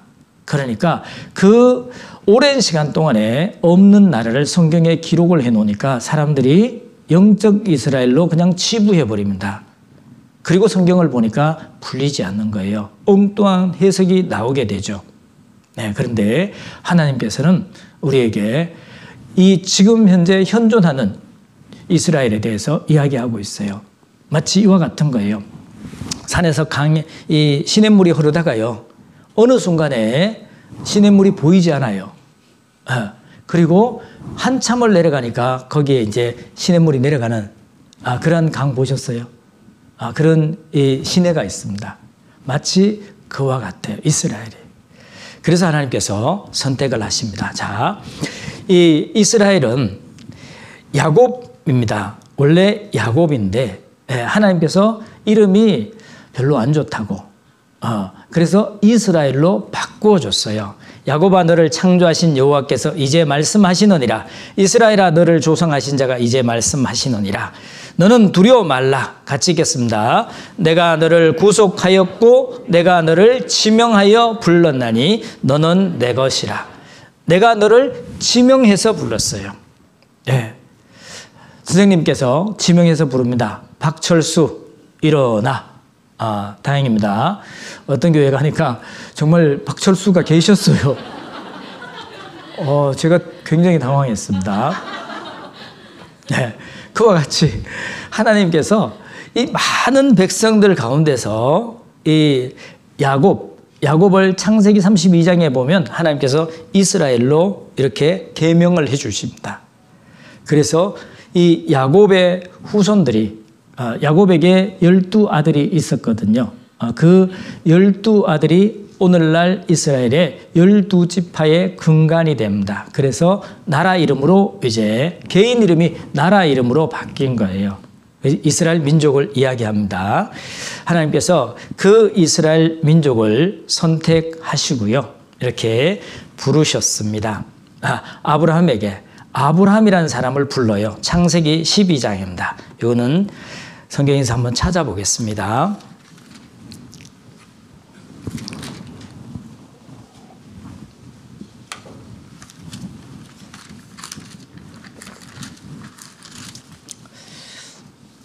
창세기 12장 1절부터 2절 말씀을 먼저 읽겠습니다. 같이 읽겠습니다. 여호와께서 아브라함에게 이르시되 너는 너의 본토 친척 아비 집을 떠나 내가 내게 지시할 땅으로 가라. 내가 너로 큰 민족을 이루고 내게 복을 주어 내 이름을 창대케 하리니 너는 복의 근원이 될지라. 하나님께서 너를 지명하여 불렀다 그랬죠. 바로 이 이스라엘의 조상인 아브라함을 부릅니다. 부르시는 장면입니다. 그리고는 먼저는 지시할 땅으로 가라 그랬어요. 지시할 땅. 그 땅이 어디냐? 지금 목숨을 걸고 사수하고 있는 바로 지금 이스라엘 땅입니다. 그 하마스하고 싸우는 그 땅. 그 땅을 하나님께서 주셨어요. 등기도 해줬어요. 자세히 읽어보면 여기 이스라엘 땅 등기가 나왔어요. 사람이 해준 게 더 확실해요? 우주 만물을 창조하신 창조주 하나님께서 해주신 등기가 더 확실해요? 그래서 못 나간다 그러잖아요, 지금. 하나님이 우리에게 이렇게 해주셨다고. 그래서 안 나가고 있는 거예요. 그 땅입니다. 그리고는 내가 너로 큰 민족을 이루고 큰 민족을 이루겠다고 말씀하셨어요. 이게 지금 이스라엘 민족이 얼마 된다고 그렇게 생각하시는데 지금은 아브라함 한 사람을 불러놓고 내가 너를 큰 민족이 되게 하겠다라고 이야기합니다. 그리고는 너는 복의 근원이 될지라. 뭐를 이야기하냐면 지금 땅을 이야기했고요. 지금 팔레스타인 땅입니다. 가나안 땅. 그리고 이 큰 민족, 유대 민족을 세우게 해주겠다 그랬습니다. 그리고 복의 근원이 될 거다. 이 세상의 육신의 축복뿐만 아니라 우리의 영혼의 축복까지 하나님께서 약속을 해 주셨습니다. 그리고는 3절에 이렇게 이야기하죠. 3절은 성경을 직접 보겠습니다. 같이 읽겠습니다. 너를 축복하는 자에게는 내가 복을 내리고 너를 저주하는 자에게는 내가 저주하리니 땅의 모든 족속이 너를 인하여 복을 얻을 것이니라 하신지라. 너를 축복하는 자에게는 복을 내리고 너를 저주하는 자에게는 내가 저주하리라. 이 인류 역사상 이 유대 민족을 핍박하고 저주하고 축복받은 민족이 없습니다. 지금까지. 다시 한번 자세히 한번 보겠습니다. 그래서 하나님께서 이스라엘을 선택한 목적이 뭐냐? 성경 말씀을 기록하기 위해서입니다. 유대인의 나음이 무엇이냐? 범사에 많으니 첫째는 저희가 하나님의 말씀을 맡았습니다. 맡아서 기록했습니다. 그리고 하나님을 증거하기 위해서, 그리고 그리스도가 이 땅에 오시기 위해서, 복의 근원 되신 그리스도가 이 땅에 오시기 위해서 그랬습니다. 그리고 모든 사람들에게 본보기로 삼기 위해서 샘플 민족입니다. 그러니까 모든 민족이 하나님의 말씀에 순종하면 복을 받고 불순종하면 저주가 내려가도록 되어 있습니다. 모든 민족뿐만 아니라 모든 사람, 개개인도 그렇습니다. 그리고 하나님의 시간을 알려주시기 위해서 하나님께서는 이스라엘을 선택하셨습니다. 그리고 하나님께서 아브라함을 내가 지명하여 불렀나니, 마치 하나님의 큰 손이 이 아브라함을 뽑기 하듯이 이렇게 뽑아서 딱 옮겨 놓은 겁니다. 그리고는 아브라함의 그 족보가, 아브라함이 이삭을 낳았습니다. 이스마엘이 있었습니다. 이스마엘은 그 아브라함의 아내의 하인이었어요. 여종이었어요. 여종에게서 난 아들이 있습니다. 그것이 이스마엘이에요. 지금 현재 아랍 족속이에요. 지금 이스라엘 주변에 거기에 살고 있잖아요. 아랍 족속. 그래서 지금까지, 이때부터 싸우기 시작해가 지금까지 싸우고 있어요. 그러니까 남자들이, 아버님들이 집안 단속을 잘해야 돼요. 잘못하면은 대대로 이렇게 불행이 이어질 수 있습니다. 그 다음에 이 에서와 야곱이 있었고, 야곱이 바로 이스라엘의 조상이 되었습니다. 그리고 야곱에서 12아들이 있었고요. 그 12아들 중에 요셉이, 11번째 아들 요셉이 이집트, 성경에는 애굽이라고 나옵니다. 이집트에 팔려갑니다. 형들에 의해서 팔려갔습니다. 팔려가서 이 국무총리 자리까지 올라갑니다. 어떻게 했어요? 여차저차해서 국무총리까지 올라갑니다. 어떻게 해서 올라갔어요? 여차저차해서 국무총리까지 올라가게 됩니다. 그리고 거기에서 정말 떵떵거리고 살았어요. 네, 그 아들 덕분에, 다른 형제들은 그 팔아버린 동생 덕분에 떵떵거리고 살았습니다. 그것이 약 30여 년 그렇게 살았습니다. 그런데 그 요셉도 죽고 그 이후에는 400년 동안 이 노예 생활을 하게 됩니다. 그 이후에 노예 생활을 하면서 하나님께서 그들에게 약속하신 그 약속을 기억하게 되고 하나님 앞에 간절히 기도하는 가운데 하나님께서는 지도자 모세를 보내서 거기에서 이 탈출을 하게 됩니다. 그것이 출애굽기입니다. 자, 오늘은 역사가 굉장히 빨리 지나가기 때문에요. 깜빡하면 500년이 지나가 버립니다. 네, 잘 들으셔야 돼요. 깜빡하면 500년 지나갑니다. 그 모세가 출애굽한 이후에 하나님께서 이 이스라엘 민족과 계약을 맺습니다. 네, 하나님께서 큰 이적과 기적을 보여주시고요. 이스라엘 민족, 유대 민족으로 먼저 하나님이 계시다는 것을 그들에게 믿을 수 있는 증거를 보여주십니다.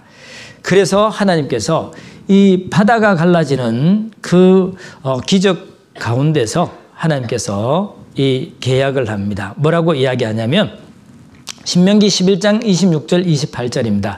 내가 오늘날 복과 저주를 너희 앞에 두나니 너희가 만일 내가 오늘날 너희에게 명하는 너희 하나님 여호와의 명령을 들으면 복이 될 것이요 만약에 명령을 듣지 아니하면 저주를 받으리라 라고 그들에게 계약을 하기로 합니다. 그런데 그들이 다 아멘 합니다. 그렇게 하겠습니다. 더 자세히는요, 신명기 28장 2절부터 6절 말씀에는 순종하는데 그들이 어떻게 순종하는지 거기에 대해서 순종할 때마다 복을 내리겠다고 이렇게 약속을 하십니다. 그 이후에 15절부터 19절까지는 반대로 하나님의 말씀에 불순종할 때 순종하지 아니하면 어떠한 경우에도 너희가 저주를 받을 것이다 라고 그들에게 약속을 계약서를 주고요. 그리고 어떻게 할래? 약속할 거냐 말 거냐. 온 백성이 하나님 앞에서 아멘하고 약속의 도장을 찍었습니다. 그 사실이 신명기에 이렇게 기록이 되어 있습니다. 자, 이스라엘의 역사를 보면 하나님께서 방금 우리가 배운 것처럼 이 홍해 바다를 건너 나온 이후에 그들이 하나님과 계약을 합니다. 그리고는 광야 40년을 하나님 앞에서 훈련을 받고요. 그리고 사사시대를 거칩니다. 350년. 그리고 왕정시대 3명의 왕이 탄생합니다. 사울과 다윗, 솔로몬. 그 이후에 722년에 아시리아에게 북이스라엘이 멸망합니다. 여기 왜 두 나라가 되었냐? 솔로몬 이후에 그들이 하나님 앞에 죄를 지었습니다. 이것이 930년입니다. 몇 년이라고요? 930년. 930년 그들이 북이스라엘과 남유다로 나누어집니다. 우리나라도 이 북한과 남한으로 나누어진 것처럼 이스라엘도 그렇게 나누어졌습니다. 그런데도 불구하고 그들이 계속해서 하나님의 말씀에 불순종하자 722년에 아시리아에게 멸망당하고요. 남유대 이 북이스라엘이 멸망하는 걸 보면 형이 맞아서 이 아버지에게 맞는 거 보면은 동생은 조심해야 되잖아요. 그런데도 불구하고 남유다가 계속 죄 가운데 거합니다. 그래서 606년에 바벨론에게 멸망을 당합니다. 그 이후에도 계속해서 하나님의 말씀을 순종하지 않자 페르시아, 헬라, 로마까지 사실은 그들이 벌을 받는 이 정말 비참한 역사를 그들이 가지고 있습니다. 자, 하나님께서 이 가나안 땅 정복 이후에 반복되는 죄와 그 심판, 네, 그리고 구원의 역사를 우리가 봤습니다.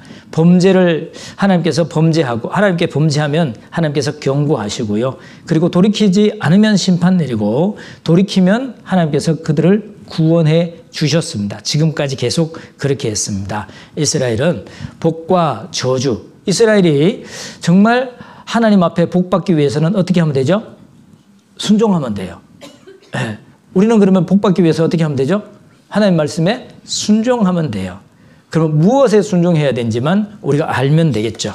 자, 순종하면 축복을 받고 불순종하면 저주를 받습니다. 이스라엘 역사 가운데서 그랬습니다.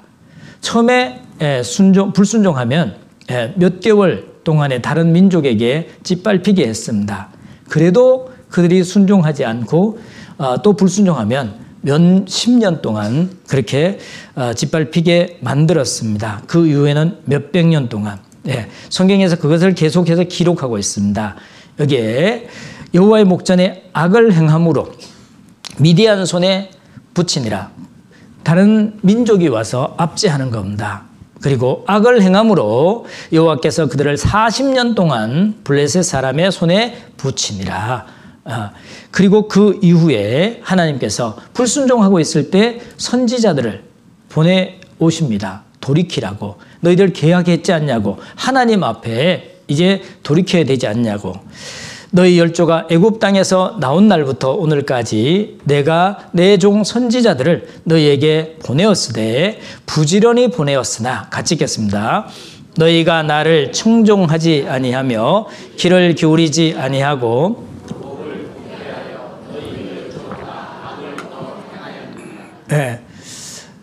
악을 더 행하였느니라. 그래서 어떻게 되냐? 그들은 더 큰 심판을 받게 되었습니다. 그래서 하나님께서 결국에는 이 하나님의 아들 예수 그리스도를 이 땅에 보내주시고요. 그리고 그 예수님의 이적과 기적을 통해서 예수님을 믿을 수 있도록 하나님께서 그들에게 증거를 보여주셨습니다. 그리고 그들이 만약에 이 마지막 예수님까지 버리면 어떻게 되냐? 그러면 어떻게 될 것 같습니까? 예수님께서 오셔서 직접 이렇게 말씀하십니다. 어떤 선한 농부가 포도원을 정말 잘 가꾸어서 거기에 울타리를 막고 담을 쌓고 그리고 극상품 포도나무를 심고 그리고 그 주변에서 정말 가난하게 살고 있는 그 농부들을 불쌍히 여겨서 그 포도원을 이렇게 나누어 줬어요. 그리고는 너희가 여기에 정말 귀한 이 밭이기 때문에 잘 이렇게 농사를 지어서 잘 편안하게 먹고 살아라. 그리고 나중에 때가 되어서 내가 내 종들을 보낼 테니까 그때 너희 마음을 내게 표시했으면 좋겠다. 그랬어요. 여러분들이 만약에 그 포도 농장의 주인이에요. 그래서 이제 때가 돼서 종을 보냈습니다. 그런데 이 농부들이 어떻게 했냐? 그 종들을 잡아다가 때리고 쫓아버렸어요. 그런데 보냈던 종들이 여러분에게 돌아왔습니다. 여러분 어떻게 하실 거예요? 이러시면 감정이입이 안 되는 거거든요. 여러분 농장이라니까. 여러분 농장인데 너무 어렵게 사니까 그냥 불쌍해서 그냥 지어 먹고 이렇게 잘 살으라고. 그런데 이제 때가 돼서 어떻게 잘 살고 있는가. 그리고 그들이 내 은혜를 알고 있는가. 그래서 종을 보냈어요. 그런데 두들겨 맞고 왔어요. 그래서 그 다음에 또 보냈어. 또 두들겨 맞고 왔어. 또 보냈어요. 근데 또 두들겨 맞고 왔어요. 야, 이놈들이 내 종을 보내니까 이렇게 업신여기는구나. 그러면 이제는 내 하나밖에 없는 아들을 보내리라. 그래서 아들을 보냈어요. 그런데 여러분 어떻게 해야 돼요? 아들을 보냈어요. 그 아들을 보내니까 이 악한 농부들이요. 저는 상속자라. 우리가 저자만 죽이면 이 모든 땅은 우리 것이 된다. 그래서 잡아서 죽였어요. 그렇죠. 이런, 예. 자, 하나님이 바로 예수 그리스도 이 하나님의 아들을 보내신 것은 그런 심정으로 보낸 거예요. 그럼 어떻게 해야 돼요? 요한복음 1장에 그러잖아요. 네. 예수님께서 자기 땅에 오매 자기 백성이 영접지 아니하였다 그랬어요. 예수님을 받아들이지 않았어요. 네.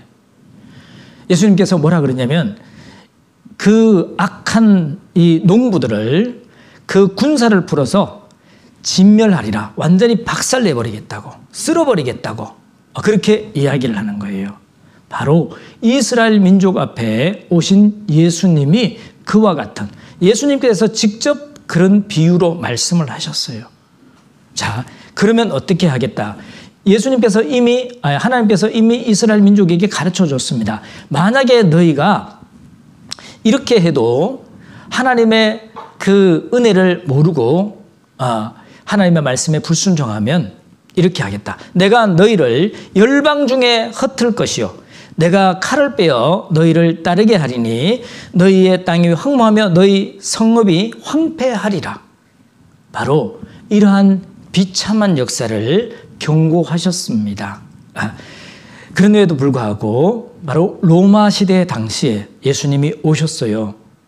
그런데 예수님은 어떻게 했습니까? 예수님을 잡아서 죽여버립니다.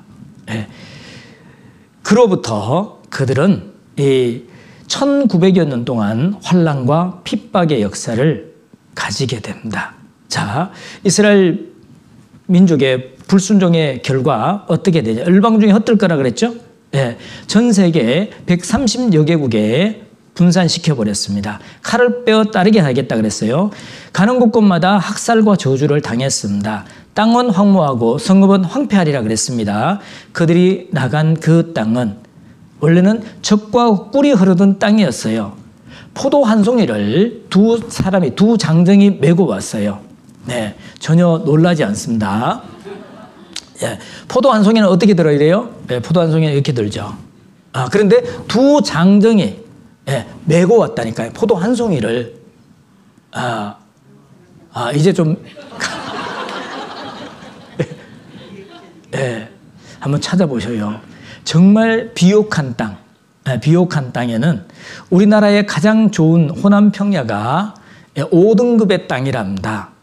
5등급의 땅. 그러면 1등급의 땅은 그냥 씨를 뿌리면 거기에서 수확을 할 수 있대요. 다 그런 거 아닌가? 아니요. 농사 지어 보십시오.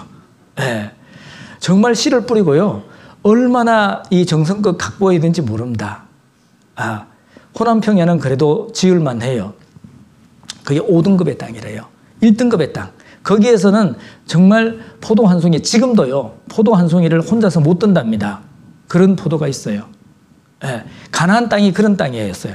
그런데 하나님의 말씀에 불순종하자 1900년 동안 황무지가 되어버렸습니다. 이스라엘 여행해 보신 분들은 알 겁니다. 증인의 불순종의 이 결과입니다. 하나님께서는 믿을 수 있는 증거를 보내주셨습니다.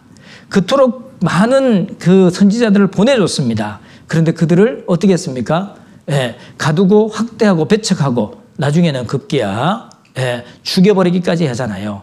그것이 바로 이사야서부터 시작해가지고 저 구약성경 말라기까지가 사실은 하나님의 선지자, 하나님의 종들을 보낸 그 역사예요.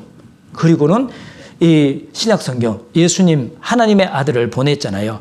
오셨을 때 물고기 2마리와 보리떡 5개로 이 오병이어의 기적을 일으킵니다. 그 이외에도 날 때부터 소경된 자의 눈을 띄워주기도 하고 문둥병자를 낫게 하고요. 중풍병자를 낫게 하시고 벙어리 된 자를 입을 띄워주시고 그리고 이 오병이어의 기적을 일으키시고 죽은 자를 살리시는 그 기적을 행할 때 특별히 먹을 거 줄 때 예수님의 인기가 짱이었어요.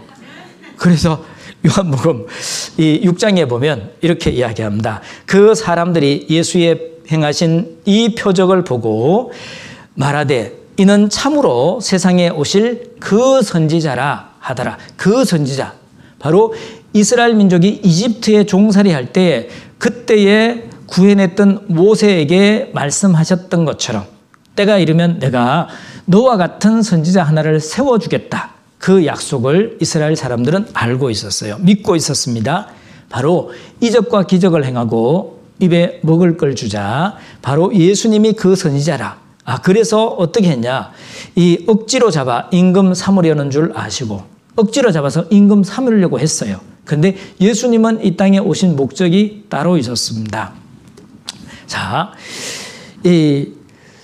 내 하나님 여호와께서 너의 중에 내 형제 중에서 나와 같은 선지자 하나를 너를 위하여 일으키리니 바로 이 모세와 같은 선지자 하나를 일으켜 주시겠다고 약속해 주셨습니다. 그러니까 그들이 600년 동안 이 압제를 당하고 있는 시점에서 정말 모세와 같은 선지자 하나만 오면은 이 로마 박살내고 정말 독립할 뿐만 아니라 우리가 정말 자유를 얻겠다 이렇게 생각을 했습니다.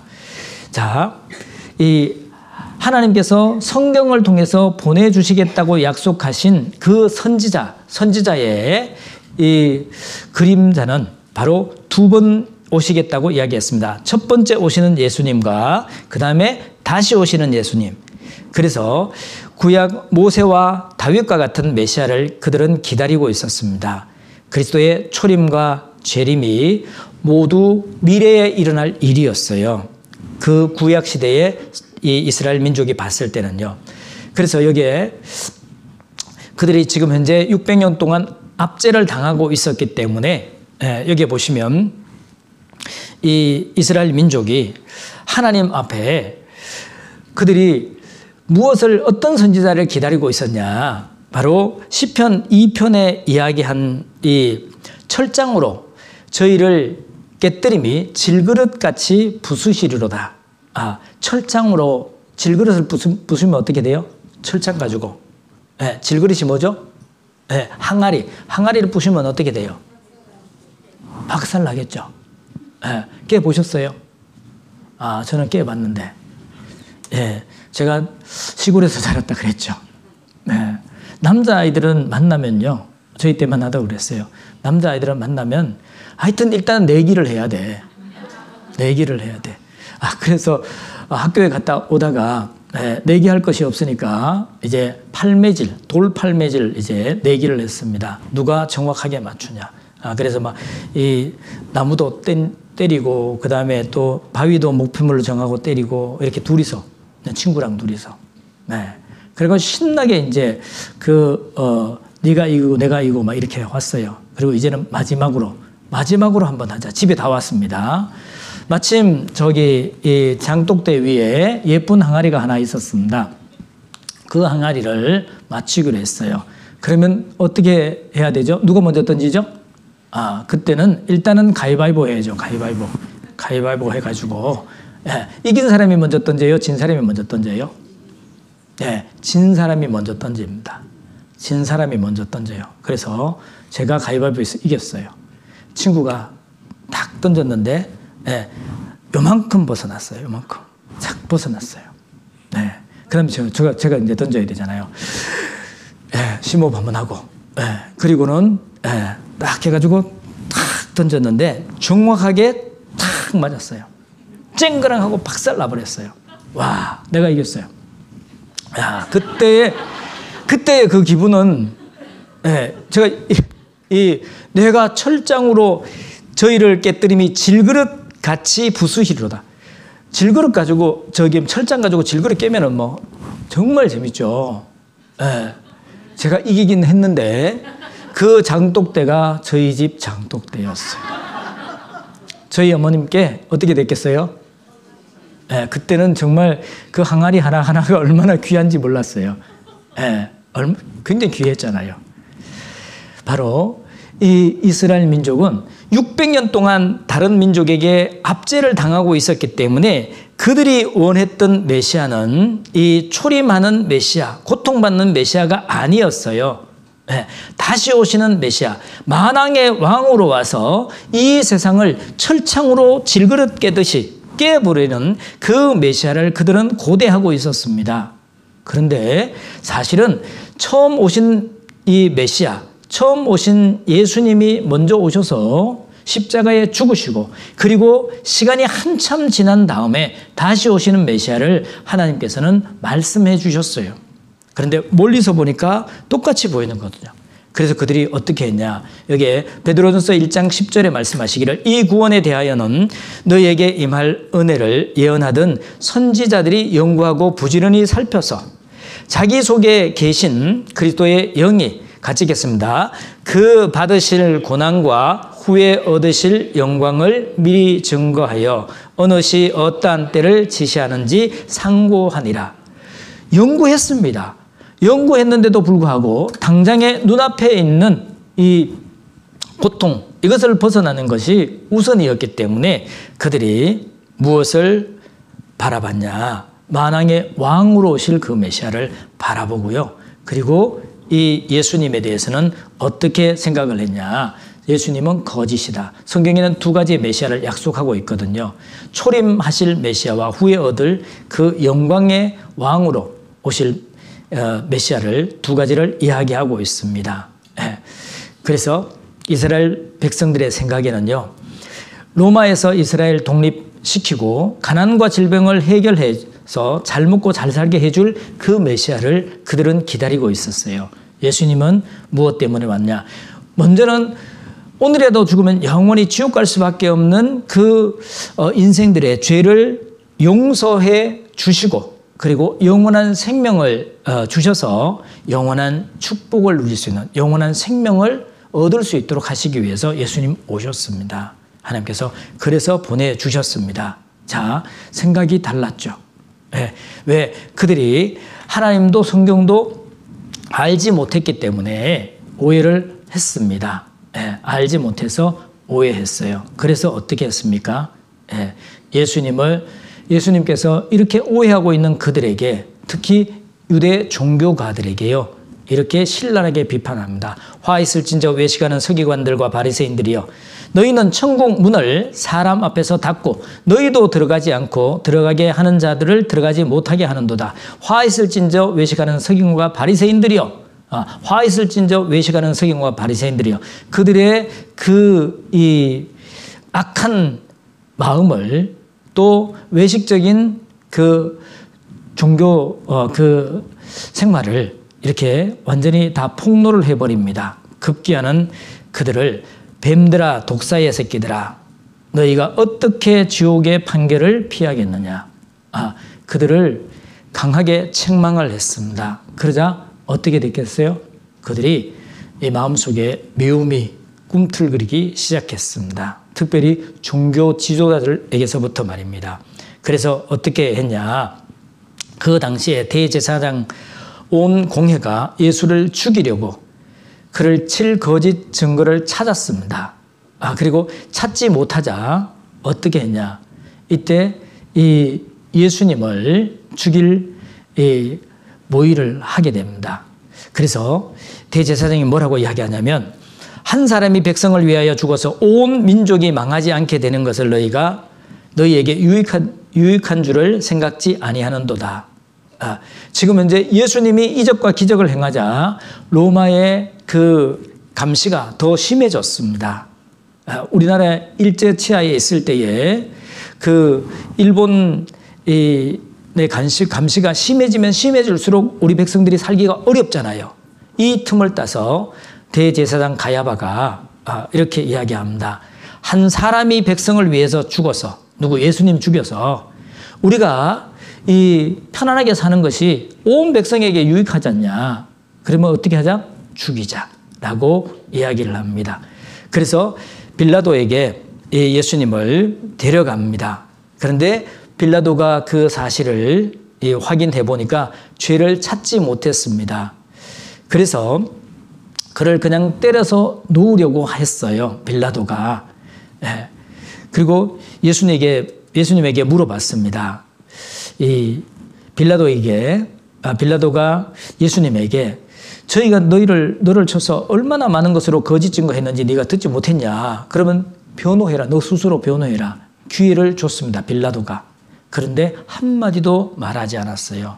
이것을 보고 빌라도가 정말 귀하게 여겼다 그랬습니다. 예. 그리고 빌라도가 이제 꾀를 냈죠. 명절을 당하면 총독이 무리의 소원대로 죄수 하나를 놓아주는 전례가 있는데 그때에 온 이스라엘 백성들이 다 알고 있는 바라바라는 유명한 죄수를 한 옆에 세우고요. 그리고 예수님을 세웠습니다. 그리고는 누구를 너희에게 놓아주기를 원하느냐? 너희가 원하는 대로 놓아주겠다. 바로 이때가 우리나라에도 광복절, 우리가 해방됐던 그 광복절날 이 모범 죄수들을 풀어주는 광복 특사가 있지요. 그것처럼 이스라엘 민족도 이집트에서 해방되던 날, 그 날을 기념해서, 그날이 6월절이거든요. 그 기념해서 죄수를 놓아주는 전례를 있었어요. 그때에 빌라도가 옳다. 이때 풀어줘야 되겠다. 예수님 풀어주려고 했어요. 빌라도는. 네. 누구를 놓아줘야 되죠? 여러분 누구 놓아줘야 되죠? 네. 그러자 대제사장과 장로들이 무리를 권하여 바라바를 달라 하게 하고 예수를 멸하자. 예수 죽이자 그랬어요. 빌라도가 그러면 그리스도라 하는 예수를 내가 어떻게 하겠냐라고 이야기하자 저희가 대답하여 다 가로되 십자가에 못 박혀야 하겠나이다. 그러자 빌라도가 어쩌면요 무슨 악한 일을 했냐, 죄 없는데 왜 죽이라고 하냐. 그러자 그들이 더욱 소리질러 가로되 십자가에 못 박혀야 하겠나이다. 십자가에 못 박으라고. 빌라도는 풀어주려고. 그러면 예수님을 누가 죽인 거예요? 바로 이스라엘 백성들이 죽인 거예요. 그래서 이 빌라도가 데모가 일어나는 것을 보고 물을 가져다가 손을 씻으며 이 피에 대하여 나는 무죄하니 너희가 당하라 라고 그들에게 선포했습니다. 그때 그들이 뭐라 그랬냐. 같이 읽겠습니다.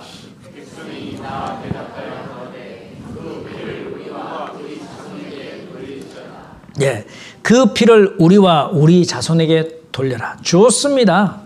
마음대로 하십시오. 그냥 죽여버립시오. 그리고 그 피와 그 피를 우리와 우리 자손들까지도 그냥 받겠습니다. 이렇게 담대하게 이 말이 얼마나 무서운 말인지 그들은 몰랐습니다. 그리고 예수님을 십자가에 못 박아 죽여버렸어요. 여러분 어떻게 해야 되죠? 아까 말씀을 드렸잖아요. 포도농장 주인. 나중에 급기야 자기 아들까지 보냈어요. 아들을 잡아서 죽여버렸어요. 여러분 어떻게 하시겠어요? 여러분들이 포도농장 주인이에요. 어떻게 하겠어요? 아직 주인이 안 됐어요. 주인이 됐으면 일을 갈 거예요. 이놈들 그냥. 그래서 어떻게 됐습니까? 예수님께서 뭐라 그랬냐면 그들을 위해서 오셨잖아요. 예루살렘의 딸들아 나를 위하여 울지 말고 너희와 너희 자녀를 위하여 울라. 보라 날이 이르면 사람이 말하여 수태 못하는 이와 해산하지 못하는 배와 먹이지 못하는 저지 복이 있다 하리라. 무슨 말이냐. 이 이스라엘 여인들은요 아이를 낳지 못하는 것은 최고의 수치라고 생각했어요. 그런데 그날에는 차라리 아이를 낳지 않고 아이를 기르지 않는 그 어머니가 복이 있을 거다라고 이야기합니다. 그리고 이렇게 죽여버렸습니다. 그 대가로 하나님께서 이스라엘에 내린 환난입니다. 많은 분들이 이 환난을 보고요 하나님 너무 잔인하다, 너무 하신 게 아니냐 이렇게 생각하셔요. 그것은 여러분들이 포도농장 주인이 안 돼봐서 그래요. 그렇게 자비를 베풀었고 그렇게 많은 종을 보냈는데도 불구하고 그들이 때리고 급기야 하나밖에 없는 아들을 보냈는데 그 아들을 잡아서 죽여버렸어요. 이런 악한 농부들이 있냐고. 그래서 이스라엘에게 하나님께서 예수님을 죽인 죄로 저주를 받습니다. 로마 이후에 70년에 타이터스 장군이 이 예루살렘을 쳐들어옵니다. 그리고 거기에 완전히 피바다를 만들어 버립니다. 학살의 현장. 그 피를 우리와 우리 자손에게 돌릴지어다 라고 그들은 호언장담했습니다. 1948년 5월 14일 이스라엘이 독립하기 전까지 말입니다. 여기에 이 원수들이 와서 토성을 쌓고 너를 둘러 사면에 가둘 거라 그랬어요. 그리고는 돌 하나도 돌 위에 남기지 않으리라 그랬어요. 그런데 정말 그렇게 그들은 그 불운의 역사를 맞이하게 됩니다. 바로 AD 70년 이 타이투스 장군이 들어와서요. 이 성을 포위하고 그리고 고사작전을 폈습니다. 지금 또 고사작전 핀다 그러죠. 오늘 뉴스 나오던 한번 들어보십시오. 이스라엘이 하마스를 고사작전을 핀대요. 예. 그 땅굴에 못 들어가니까. 이때 배웠는 것 같아. 예. 자, 그리고 그때에 이 예루살렘을 함락시키고 로마 이 장군이 이 성전에 있는 금촛대를 가져옵니다. 110만 명, 타이투스 장군이 110만 명을 거기서 살해를 합니다. 그리고는 저희가 칼날에 죽임을 당하며 모든 이방에 사로잡혀 가겠고 그랬죠. 예. 135년 2차 유대인 반란 때 하드론 황제 때예요. 예. 그들을 다 쫓아보냈습니다. 이 이스라엘 땅에 살지 못하게 했고요. 그리고 이 로마가 다스리는 그 나라에서도 살지 못하도록 쫓아내버렸어요. 그래서 저 북아메리카, 남아메리카로, 아시아로 이렇게 흩어져서 살 수밖에 없었습니다. 예언한 그 예언이 자그마치 1600년 지난 다음에 그대로 이루어졌습니다. 이스라엘의 손안에 받는 이유는 하나님의 구원자 예수님을 배척한 죄입니다. 하나님의 은혜를 받아들이지 않는 죄예요. 에덴 동산에서도 그들이 죄를 지었을 때 쫓겨났죠. 불순종의 죄입니다. 노아의 사건도 역시 사람들의 죄 때문에 그랬습니다. 이스라엘도 역시 마찬가지입니다. 하나님은 죄에 대해서는 반드시 심판하시는 분입니다. 그래서 그들이 대답하되 그 피를 우리와 우리 자손에게 돌릴지어다 그랬습니다. 정말 그들에게 돌아갔습니다. 피의 역사. 열방에 흩어진다 그랬죠? 전 세계에 흩어졌습니다. 그리고 그들이 떠난 땅은 황무지가 되었습니다. 저주를 받은, 가는 곳마다 저주를 받았습니다. 전 세계에 흩어진 것을 디아스포라라고 이야기를 합니다. 전 세계에 흩어져 있고요. 그리고 이스라엘의 순환의 역사를 보면 AD 70년 로마 타이투스 장군에 의해서 110만 명 학살당했습니다. 135년에 하드론 황제 때 학살을 시키고 전 세계에 흩어버렸어요. 십자군 전쟁 때도 역시 마찬가지입니다. 지금 현재 사실은 이 이스라엘 전쟁으로 인해서 그동안에 학대받았던 모든 이스라엘의 그 역사에 대해서 지금 TV에서 뉴스로 이 틈틈이 이렇게 공개를 하고 있습니다. 사실은 받았던 그 역사, 저희 학살이 전부 다 이 성경에서 기록된 대로 그들이 이렇게 학살을 받았습니다. 가는 곳마다 쫓김을 당하고 죽임을 당했습니다. 너희가 이같이 될지라도 내게 청종치 아니하고 내게 대항할진대 내가 진노로 너희에게 대항하되 너희 죄를 인하여 7배나 더 징책하리니 그 다음 같이 읽겠습니다. 너희가 아들의 고기를 먹을 것이요 딸의 고기를 먹을 것이요. 여러분 성경에 그냥 대충 읽었던 사람들은 그렇게 이야기해요. 성경에 어떤 내용이 있어요? 좋은 말씀 많이 있죠. 여러분 이게 좋은 말씀이에요? 이거는 정말 끔찍한 이야기입니다. 어떻게 자기 속으로는 자기의 아들을 자기의 딸을 이렇게 먹을 거라고 이게 좋은 이야기인가? 저주 중에 저주잖아요. 이런 일은 우리의 생애에 있어서는 안 되는 일이잖아요. 그런데 이스라엘에게 이런 저주가 내려집니다. 요세푸스 전쟁사에 보면요. 그 예루살렘에 쳐들어왔을 때에 이 작전을 폈던 로마의 이 전쟁의 모든 것을 소상히 이렇게 기록을 했습니다. 요세푸스는 유대인이었습니다. 그런데 거기에 포로로 잡혀갔고요. 나중에 안내자로 들어왔고, 그래서 유대인들은 이를 이 매국노라고 이야기하기도 합니다. 그런데 그가 이 전쟁에 대한 유대 전쟁을 상세하게 기록을 했습니다. 거기에 어떤 내용이 나오냐면요. 마리아라는 여인이 있습니다. 그 여인이 자신의 품에서 젖을 빨고 있는 아이를 번쩍 지켜들고요. 이렇게 이야기해요. 오 가련한 아가야. 예, 내가 오늘 나의 음식이 되려무나. 그리고는 어떻게 했냐. 이 아이를요, 구워가지고 반은 먹고 반은 숨겨놔요. 이것이 삽시간에 전 예루살렘에 퍼져요. 이 소식이. 그래서 로마 군병들이요, 유대인들을 사람으로 보지 않았어요. 들어가는 데마다 다 죽여버린 거예요. 네. 이런 비참한, 네. 내 대적에게 애워싸이고 맹렬히 쳐서 곤란케 함을 당함으로 내 하나님 여호와께서 내게 주신 자녀 곧 내 몸의 소생의 고기를 먹을 것이며. 네. 지금 이 일이 있기 1600년 전에 예언했던 그 예언이 1600년이 지난 이때에 이루어진 거예요. 예, 타이투스 개선문이 있고요. 예, 통곡의 벽이 있습니다. 이 통곡의 벽, 예루살렘 성전이 있던 곳이잖아요. 예, 전 세계에 추방당했습니다. 다윗의 벽을 달고 다녀야 했고 2차 세계대전 때는요. 이 아돌프 히틀러가 유대인 말살 정책, 예, 그래서 600만 명을 죽입니다. 그리고 전 유럽에 가둬서 어떻게 하면 한꺼번에 많이 죽이는가를 이렇게 보여주고 있습니다. 검붉은 벽돌에 가스실 그대로 남아 있습니다. 지금 유럽 여행하면 사실은 이 유대인의 학살의 현장을 심심찮게 볼 수 있습니다. 이렇게 가스실에서 죽이기도 하고요. 그리고는 이 죽일 때에 의복을 벗기고 장식품을 이렇게 빼앗고 몸은 벌거벗겨서 죽였습니다. 이렇게 죽였습니다. 정말 끔찍한 이 안경 하나에 한 생명이 갔습니다. 여기에 신발 두 쪽에 한 생명이 갔습니다. 유대인 40만 죽이기 전에 실험용으로 이렇게 썼습니다. 그래서 독일의 의학이 독일 약품이 굉장히 유명하죠. 왜요? 임상 실험을 거쳤거든요.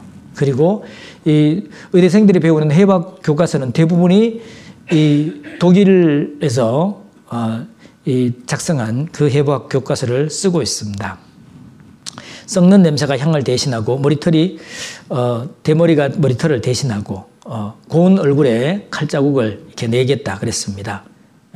이러한 정말 그들의 삶은 비참했습니다. 내 생명이 의심나는 곳에 달린 것 같아서 주야로 두려워했습니다. 자기의 생명을 오늘 저녁에 확신할 수 없고 내일 아침에 확신할 수 없습니다. 그런 불안한 가운데 삶을 살아야 했습니다. 그래서 아침에 이르기는 저녁이 되었으면 좋겠다 할 것이요 저녁에 이르기는 아침이 되었으면 좋겠다. 그렇게 그들은 불안한 가운데 살았습니다. 무엇 때문에요?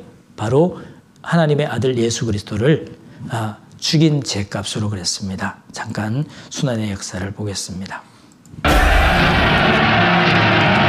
Das Ergebnis trifft die Bolschewisierung der Erde und damit das Sieg. Gerade 7 Mann hochfahren.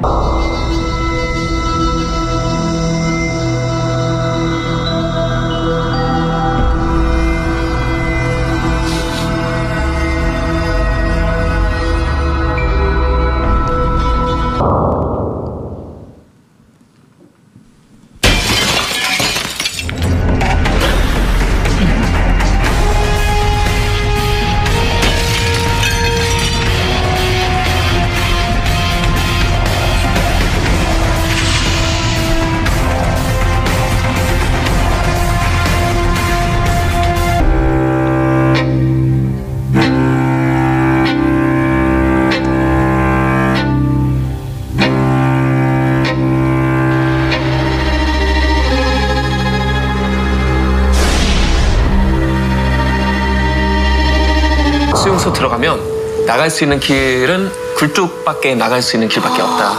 태워버리는 거죠.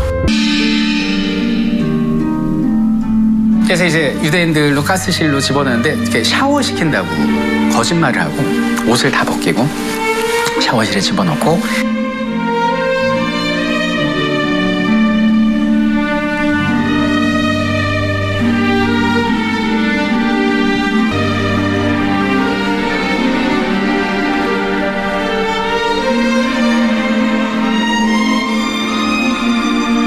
이 벽에 손톱 자국입니다.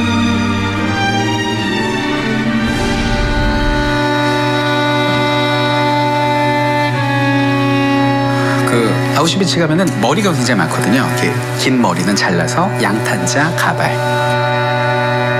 금리는 당연히 금으로 쓰고 전등에 갓 찢어오잖아요. 네. 그것도 만들고 가죽으로. 지방은 긁어서 비누. 예, 그리고 남은 재는 이제 밭에서 뿌려서. C. Stevens, Lieutenant Colonel, Army of the United States, hereby certify that does constitute a true representation of the individuals and scenes for. 그 주변 있는 마을, 그냥 일반 사람들 마을에서 진짜 몇백 미터만 가면 거의 숲속에 있는 수용소들이었거든요.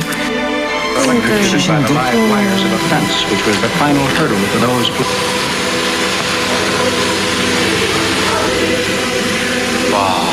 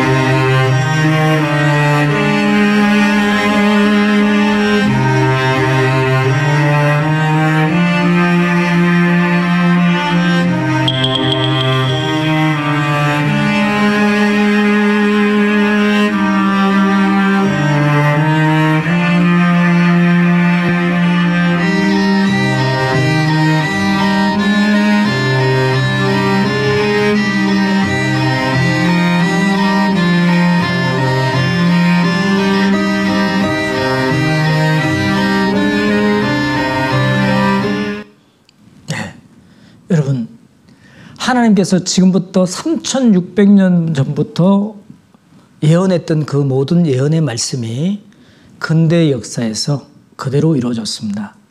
지금 오늘 우리가 살고 있는 이 시대도 그대로 일어나고 있습니다. 그때 예언했던 그 불순종과 저주에 대한 그 이야기가 지금 우리 눈앞에 그대로 보존되어 있습니다. 네. 이 말씀이 사람의 말이라고요? 아닙니다. 하나님께서 하신 말씀이에요. 네.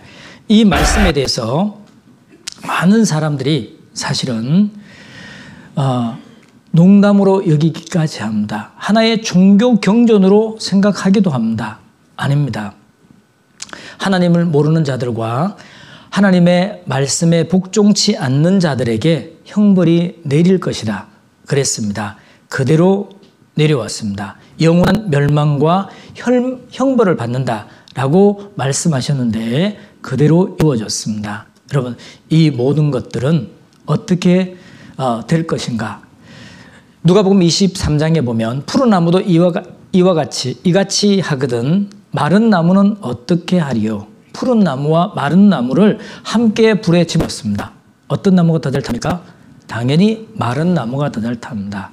이스라엘은 푸른 나무고 우리는 마른 나무입니다. 어떤 형벌이 기다리고 있는지 한번 생각해 보라는 겁니다. 이 모든 것들은 정말 무엇에서 기인했냐? 예레미야 6장 16절 17절 마지막 구절입니다. 네. 제가 읽겠습니다. 여호와께서 이같이 말씀하시되 너희는 길에 서서 보며 옛적 길 곧 선한 길이 어디인지 알아보고 그리로 행하라. 너희 심령이 평강을 얻으리라 하나 그들의 대답이 우리는 그리로 행치 않겠노라 하였으며 내가 또 너희 위에 파수꾼을 세웠으니 나팔 소리를 들으라 하나 그들의 대답이 우리는 듣지 않겠노라 하였도다. 선한 길로 가라. 그리고 하나님의 경고를 너희가 들으라. 그런데 듣지 않겠다 그랬습니다. 그 결과 어떻게 됐습니까? 비참한 그런 역사를 가지고 있잖아요. 그러니까 하나님께서 뭐라고 이야기하죠?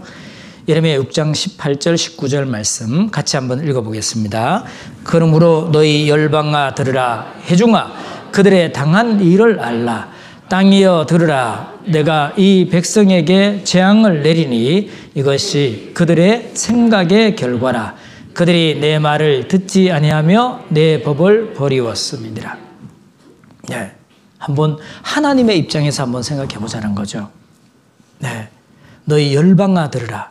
하나님의 형상을 입은 모든 인생들을 한번 들어봐라 그랬어요. 회중아 그들의 당한 일을 알라. 그럼에도 불구하고 대답이 없습니다.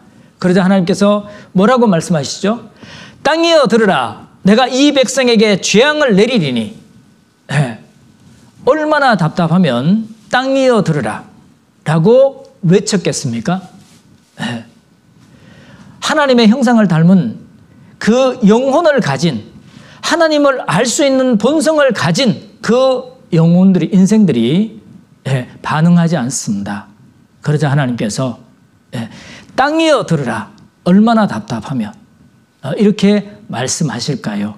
이제는 우리가 하나님의 말씀에 응답할 때입니다.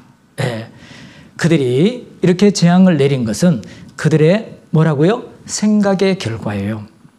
어떤 생각을 하냐? 이 하나님의 말씀을 하나님의 말씀으로 받아들이고, 그리고 하나님의 그 경고의 말씀에 귀를 기울이고 하나님의 말씀에 순종하는 길이 하나님의 은혜를 받을 수 있는 길입니다. 내일은 우리 시대에 일어나는 그 예언의 성취를 함께 보는 가운데 마음에 결단하는 시간이 되었으면 좋겠습니다. 같이 기도하겠습니다. 참으로 고마우신 하나님 아버지 감사합니다. 무지하고 우매한 저희를 불러서 하나님의 귀한 말씀 열어 보여주시며 그 말씀의 증거들을 우리 눈앞에 펼쳐 보여주시니 감사합니다. 말씀을 들으신 모든 분들, 하나님의 증거의 말씀 가운데 우리의 마음을 이제 결정하고 하나님의 말씀에 순종할 수 있는 마음을 허락해 주시옵소서. 돌아가는 발걸음 지켜주시고 내일 약속된 시간에 함께 할 수 있도록 은혜를 베풀어 주시옵소서. 우리를 언제나 사랑하시는 예수님 이름으로 감사하며 기도드리옵나이다. 아멘.